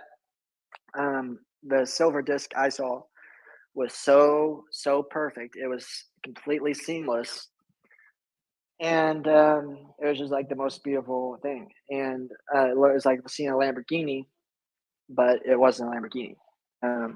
But it felt like seeing that. You know what I'm saying? And then what's crazy is the only other disc that I saw was not a silver disc, but a completely translucent see-through disc. And I did that. It happened at like the same spot outside. The silver disc was from my son during the C5. This one was me saying, I said, I'm going to test this theory. I'm going to leave my phone. My phone's in the chair. I said, okay, my phone's in the chair. So that way you guys know I can't record you. I said, I have a blue house, a white car, and pink hair. And as soon as I said pink hair, I looked up, and this see-through disc was right above my house in the same spot the silver disc was. But instead of flying, or instead of sitting there normally, like, where it looks like a flat disc, whatever, it looks like a normal saucer disc, it was flying literally sideways, and like kind of like how Bob Lazar described like flying belly up, flying like literally sideways. It was sideways and had a perfect circle in the middle of it, and you could see through it like 90%. You could still see it was a physical craft. It was still a craft there, but it's like made out of the same stuff, almost like plasma, kind of like that the orbs are made out of. It was like you could still see through it, kind of, and it started like to fly a little bit upwards, and before it eventually completely just disappeared. Didn't fly away, it disappeared, and that's when it's ET2, is if they just disappear, like how the silver disc I saw. I tried to record it, pull up the iPad, it shapeshifted to an orb, allowed me to record the orb for 4 seconds on camera, and then disappears on camera. So the fact it disappeared on camera proves it's non-human technology right there. We don't have technology that can just, evaporate and disappear. And then the part I didn't get on camera was 5 minutes later. After that, my kid said, "Daddy, aliens." I said, "Really, where?" He said, "Right there." And he pointed, and sure enough, that same exact orb was back in flying in the middle of a flock of birds, in the triangle of birds, perfectly in sync with the birds. That same orb was back, and he swooped right above our heads, a few feet above our heads, and kept flying. And it's like the orb knew what the birdies were thinking, whatever, because it had to be in perfect sync with them. But and what it gets even deeper and crazier. So for 2 years, I thought, well, all I have to prove this happened is 4 seconds of video. You see the orb for 4 seconds. You don't see the physical. You don't see the silver disc. All you see is the orb, because it shapeshifted to an orb as soon as I tried to record it, proving it has camera detectors, or it just something read my brain that fast and pressed the button that fast it could shapeshift in broad daylight right there from a physical craft to a different object, to an orb, just like that, and then disappears on camera. So I thought, all I have to prove this happened, my son's the youngest human to contact aliens in history, is 4 seconds of proof. I'm like, okay, that's not a lot, but it's something. At least it's something. A picture isn't even 1 second. A picture is a picture. So I got a video for 4 seconds. That's good. It was actually It was actually a 2-minute and 21-second video that I clipped the first 4 seconds, because the rest of the video I'm like, where'd it go? And I'm looking around trying to find it and can't find it. I'm like, it's gone. It didn't come back until 5 minutes later when it was with the birds, or so I thought. So, fast forward sometime last year, almost 2 years later, I'm looking at my iPad, just looking at old videos, and I find a 45-second clip of the same time of that same exact orb. 45 seconds though, flying around my yard, flying around my neighborhood, me talking to my kid talking, that I have no memory of whatsoever. They literally did this either outside of space time to where I just don't remember it, or they wiped out my memory to where I don't remember it. But obviously, I would remember the biggest moment of my life, seeing a UFO and being upset that all I have is 4 seconds. And you would think I would know that, oh, I don't have 4 seconds. I have a whole other video that's 45 seconds that I just don't remember filming. And it's because they were showing me so many of their functions in one event. So I'm like, okay, I've got 45 seconds of this. Let me go back to the original 4-second video and see if I missed anything.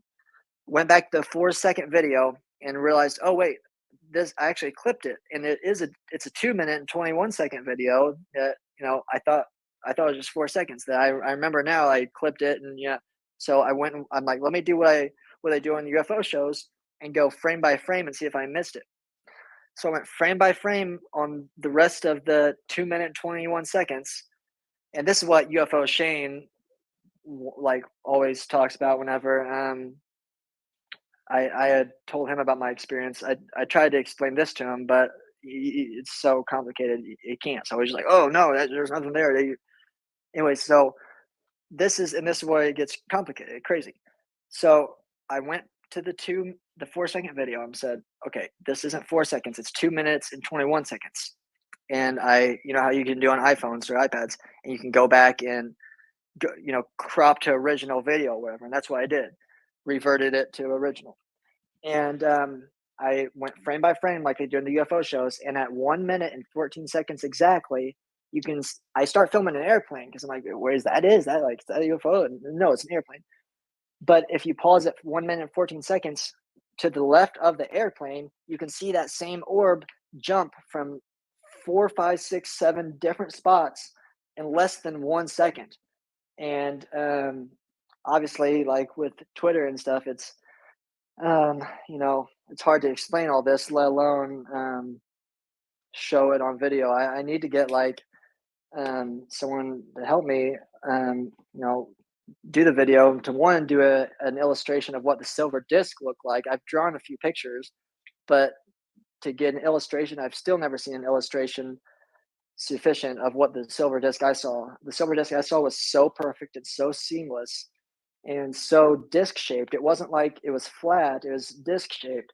And I've still never seen an accurate visual representation, even in a cartoon or anything, that is anywhere near, because it looked just like, and for months of me doing C5, I was asking the aliens for a silver disc. I said, if you guys have a silver disc, I want to see one, just for nostalgia purposes, just to know if they exist. And I had no luck.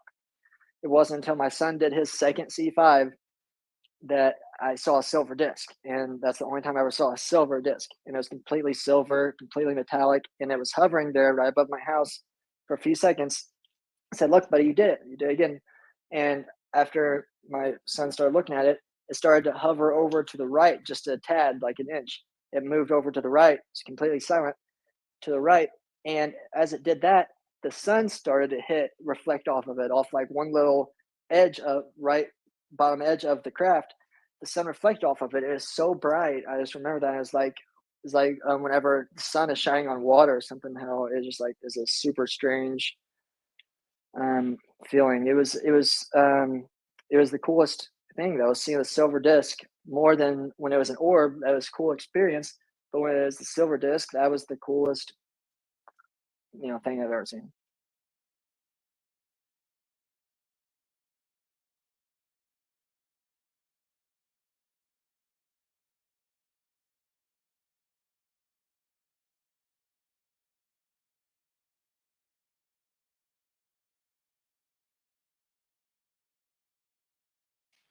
As far as a download, the only download that something that I felt like I had was about the Kanye Dr. Greer idea. So whether that's my idea or theirs, I'll take credit for it. But I do think that was mostly their ideas, because I already had the idea, like, okay, I would like to tell Kanye about C5, I think, but I didn't have the idea that Dr. Greer should be his vice president until I'm sitting here on my beanbag one day and I'm trying to do C5 at home. I'm like trying to meditate, and I sent a message to the aliens. I tried to, and I said, okay, I feel like I'm doing C5. I'm having success. I'm having successful contact. So obviously you guys are getting my telepathic messages. So the problem is I've not gotten any telepathic messages from you guys. I've not gotten one to where I could even consider a message back from you guys, besides just, them showing up and interacting. And then all of a sudden I closed my eyes and I had the vision of Kanye and Dr. Drew working together as president. And Luis Elizondo was, as funny as it sounds, the person who I envisioned him running up against. And as Luis Elizondo was a Republican for a reason, I'm mostly more right leaning politically than left myself. I was raised, my family Republican, but super interesting though that was and Luis Elizondo, I'm not necessarily the biggest fan of. I don't think he's evil or anything like that, or a bad person, but obviously I think that it's easy for the military industrial complex, this asset that has these craft, it's easy to get people to work for them without ever seeing a craft, which apparently Danny Sheehan's told Greer that Luis Elizondo was in a facility where an ET craft was stored.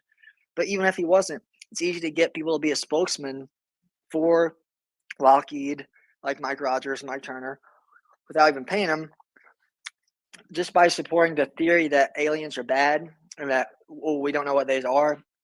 Exo-agnosticism, saying, we don't know what they are. We don't know. They're a mystery. They're a mystery. Maybe they're from China and Russia. And, maybe they're bad and we should have a Space Force if we do. It's like all that's the psychological warfare. And we just have to,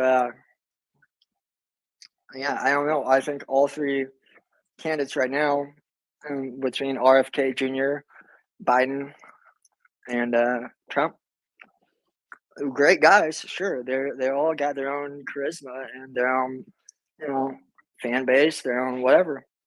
And none of them's gonna, reveal to the public any of this stuff. Let alone the bare essential aliens that exist. If that happens, then all hell could possibly break loose, and that's what they are aware of. And it's what Greer warns about. There's two types of disclosure: peaceful, positive disclosure, and militaristic threat, spun narrative type of disclosure. And right now we're headed to the threat narrative type of disclosure. And if it wasn't for Dr. Greer, I would have been perfectly going along with it and believing all of it. Just he's the only person that's come out and blown the lid on this pretty much. He's not the only person, but he's got 70 whistleblowers, and it's the whistleblowers who's blown the lid on it, and he's helped them do that, and he's given these whistleblowers protection, and writing into laws to have whistleblower protection. So people just find reasons to dislike him, and that's okay. But it's time we set aside if we like someone or not. If Luis Elizondo is doing something good for humanity, good for ufology, then I'll say, okay, good job. But him just pushing the alien threat narrative is intentionally or non-intentionally, and even people doing it on Twitter. It's like, you don't do it on purpose, maybe, whether you're financially invested or not. Just the concept of supporting the threat narrative, false alien threat narrative, the false alien flag attack. If they were to help us with anything, they're smart enough. If we're smart enough, they're smart enough to know that the spinmeisters in the news and media and government would immediately spin the story in Twitter to alien invasion. Just if they do anything, alien invasion. So they know not to do that, and that's why they don't just land on the White House lawn, even though they have basically, and they've flown over, the Capitol building and stuff in whatever the 50s, and they've met with the president and met with Eisenhower, and everything that people seem to want in ufology or in the world, they can go experience themselves. It's like people want other stuff. They want other people to show it, to experience it, and then prove it to them and make them a believer. It's like we can't make anyone a believer. The only way to make someone a believer is, what I think, is by going out and doing the C5 and seeing yourself. Otherwise, yeah, you don't have to do it. But if you're trying to learn about UFOs, you kind of do have to do that. Whether or not you're scared, you have to get over the fear. If you're scared, they're not going to show up. So, and if you get scared while it's happening, they back off and go away. So it's like we have to eventually, give CE5 a chance.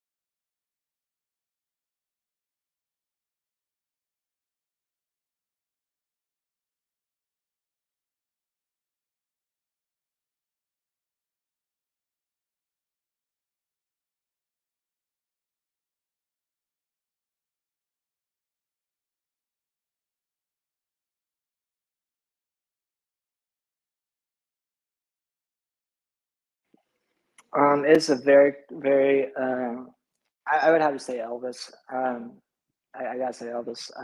I don't I don't put Jesus above Elvis. I think that Jesus was who he says he was, but I think that Elvis, and not in the least most corny way, really was a prophet, was a Messiah, was basically the second coming of Christ to lead us into spirituality. He's the reason why I'm so invested in ufology more.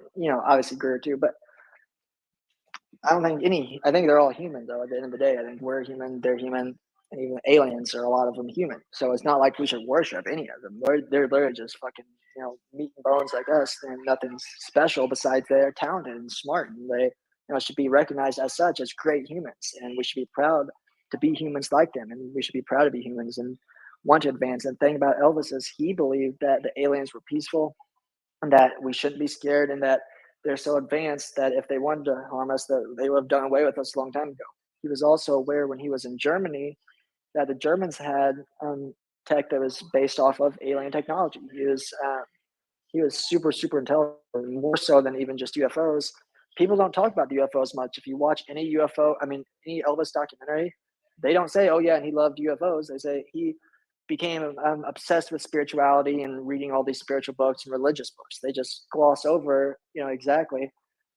But and that's true. He was invested in all religions and interested in all spirituality and spiritual healing and moving, physical healing, and all types of stuff. He was also he was just interested in learning. It's not, and that's why I think UFOs is not just a subject. It's just a subject of life, and it's going to be biology, and it's just going to be history.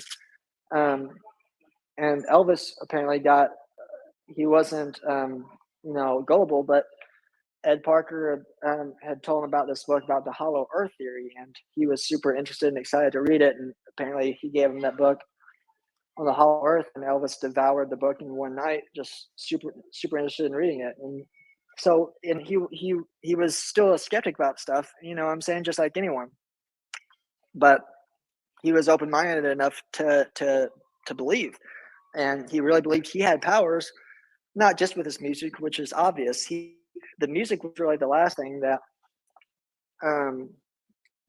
he knew that, but he thought he should be doing something more than the music. He thought he should be stopped doing music, and he literally almost stopped in the 60s, almost wanted to quit doing music and become a monk. literally become a monk, and you know, that he thought he should become a preacher, and a lot of people think Larry Geller, he was a big influence on him, and he was also Jewish, and Elvis had a lot of Jewish people and friends around him. For better or worse, that's true. And Elvis, you know, he was very traditional, old school, and raised in the South. And but anyways, so there's a lot of prejudice against Jewish people. Elvis wanted to be a good person, so that's why he was not prejudiced against Jewish people, and he embraced them, and he wanted to be. He had literally cried once to Larry, apparently, that he wasn't Jewish and that he would never be Jewish. So even if I don't agree with, you know, Israel or anything, I still love everyone, and I love all people of every you know, of every species, of every, whether they're good or bad. You know, we all have flaws, and we all have to change, good or bad, in some way. So I think Elvis, aliens shouldn't be worshipped as much as I'm a fan of Elvis and I'm a fan of Kanye or Dr. Greer, or as much as I love doing C5, Chris Bledsoe. Don't pray to the aliens. That's you know, like, there can be angels and there can be demons and there can be aliens, but that doesn't mean you have to worship any of them.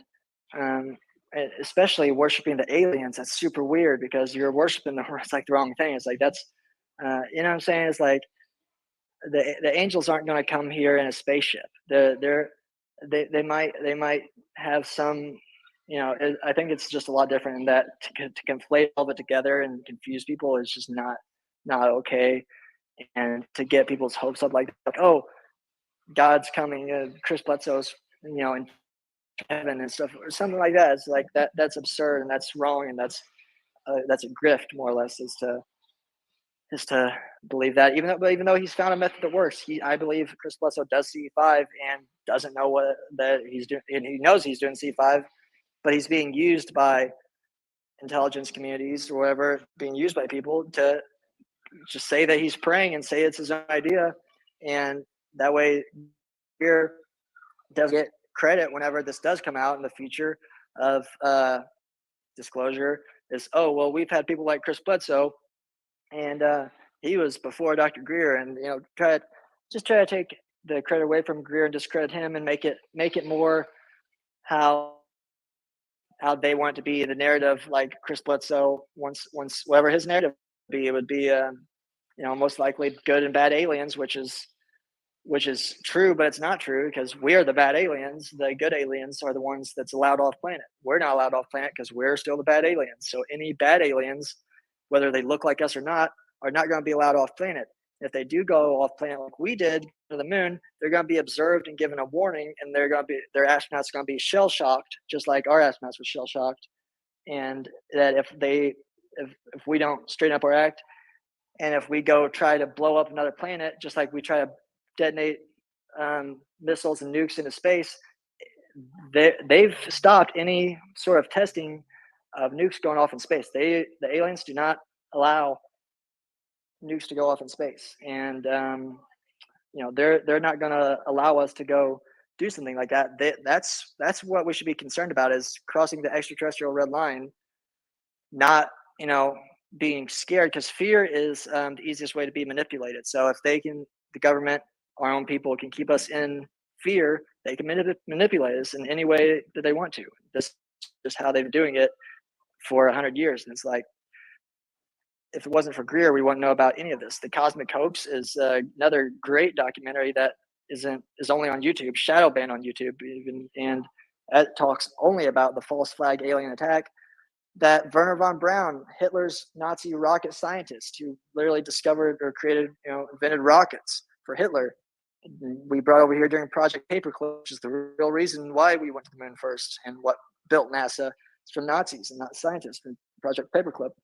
Werner von Braun, and I'm German too, also, just my descent, my nationality. But Werner von Braun told Carol Rosin about the false flag alien attack that's been in the works for 50, 70 years or whatever at the time. And that was his deathbed confession for 6 months, was teaching her, who she's now been on Dr. Greer's team for many years. So it's like, you don't even have to if you don't trust Greer at first, listen to his whistleblowers, and his whistleblowers are all saying the same thing, and it all aligns with what he's saying. And what doesn't align is the fear and the abduction narrative.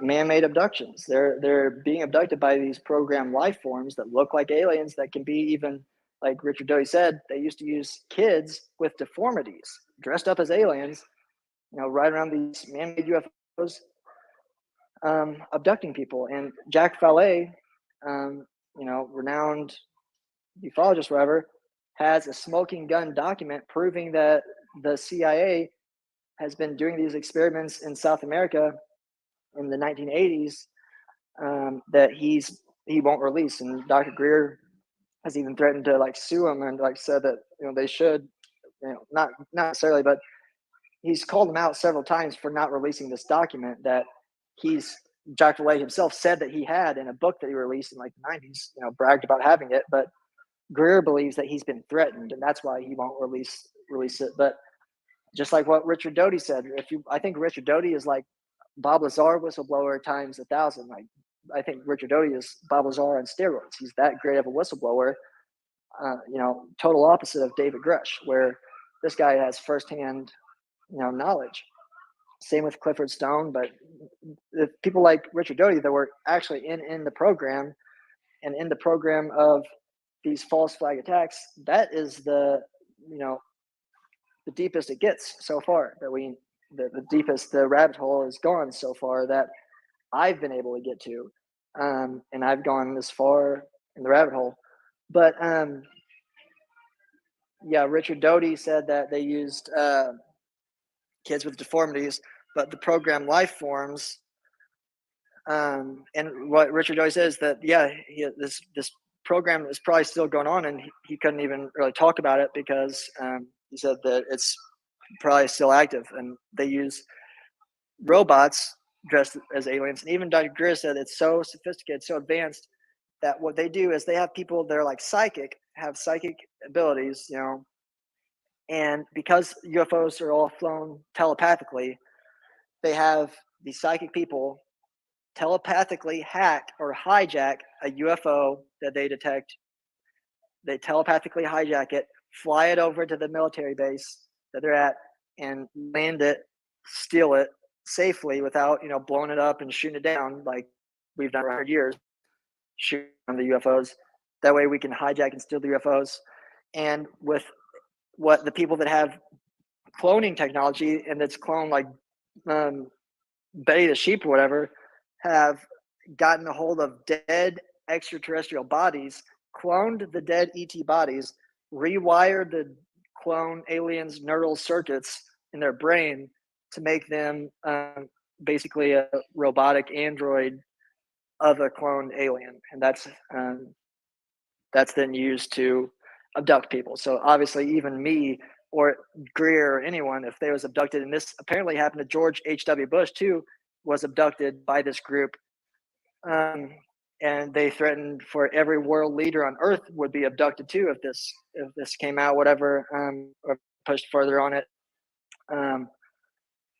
So they can abduct anybody, and it's going to look like it's an alien. And they do stuff like chips, and and I think that most of the people have false memories, most likely, and if they do the hypnosis thing, that's there's crazy stuff happens in your dreams, and if you do regressive hypnosis, I think that can bring up stuff that you didn't even really exist, honestly. But the small 1% that actually are abducted, I believe, are done by human groups. I mean, I've begged for an abduction to be, just on board a craft, a CE4 voluntarily, and I'm not able to yet. So it's not like they're just swooping people up off the streets. I think with Travis Walton, that was a specific case that it was more by accident of him, like scaring or startling the ETs, and them just kind of stunning. They shocked him, stunned him, and hurt him. and basically brought on board to fix them, not to traumatize them like the movie Fire in the Sky shows them, like some alien scary monsters. As always, they actually brought them on board to heal them and fix them. And you never hear about the positive ET experiences of the healing whenever a person sees an ET and they heal them. Just like in Dr. Greer's circle, he had a guy who was almost completely deaf and had hearing aids since he was a kid. Asked the ETs to heal him, and there's a picture of the ET healer in the circle. And then later that night, the ET came in that guy's sleep, wherever, and healed his ears. The next day, he woke up with completely normal hearing and didn't need his hearing aids anymore. So you don't hear about the healing events and stuff. You only hear about the false abduction and stuff. But yeah, there's I'm sure you've heard about my labs and stuff like that.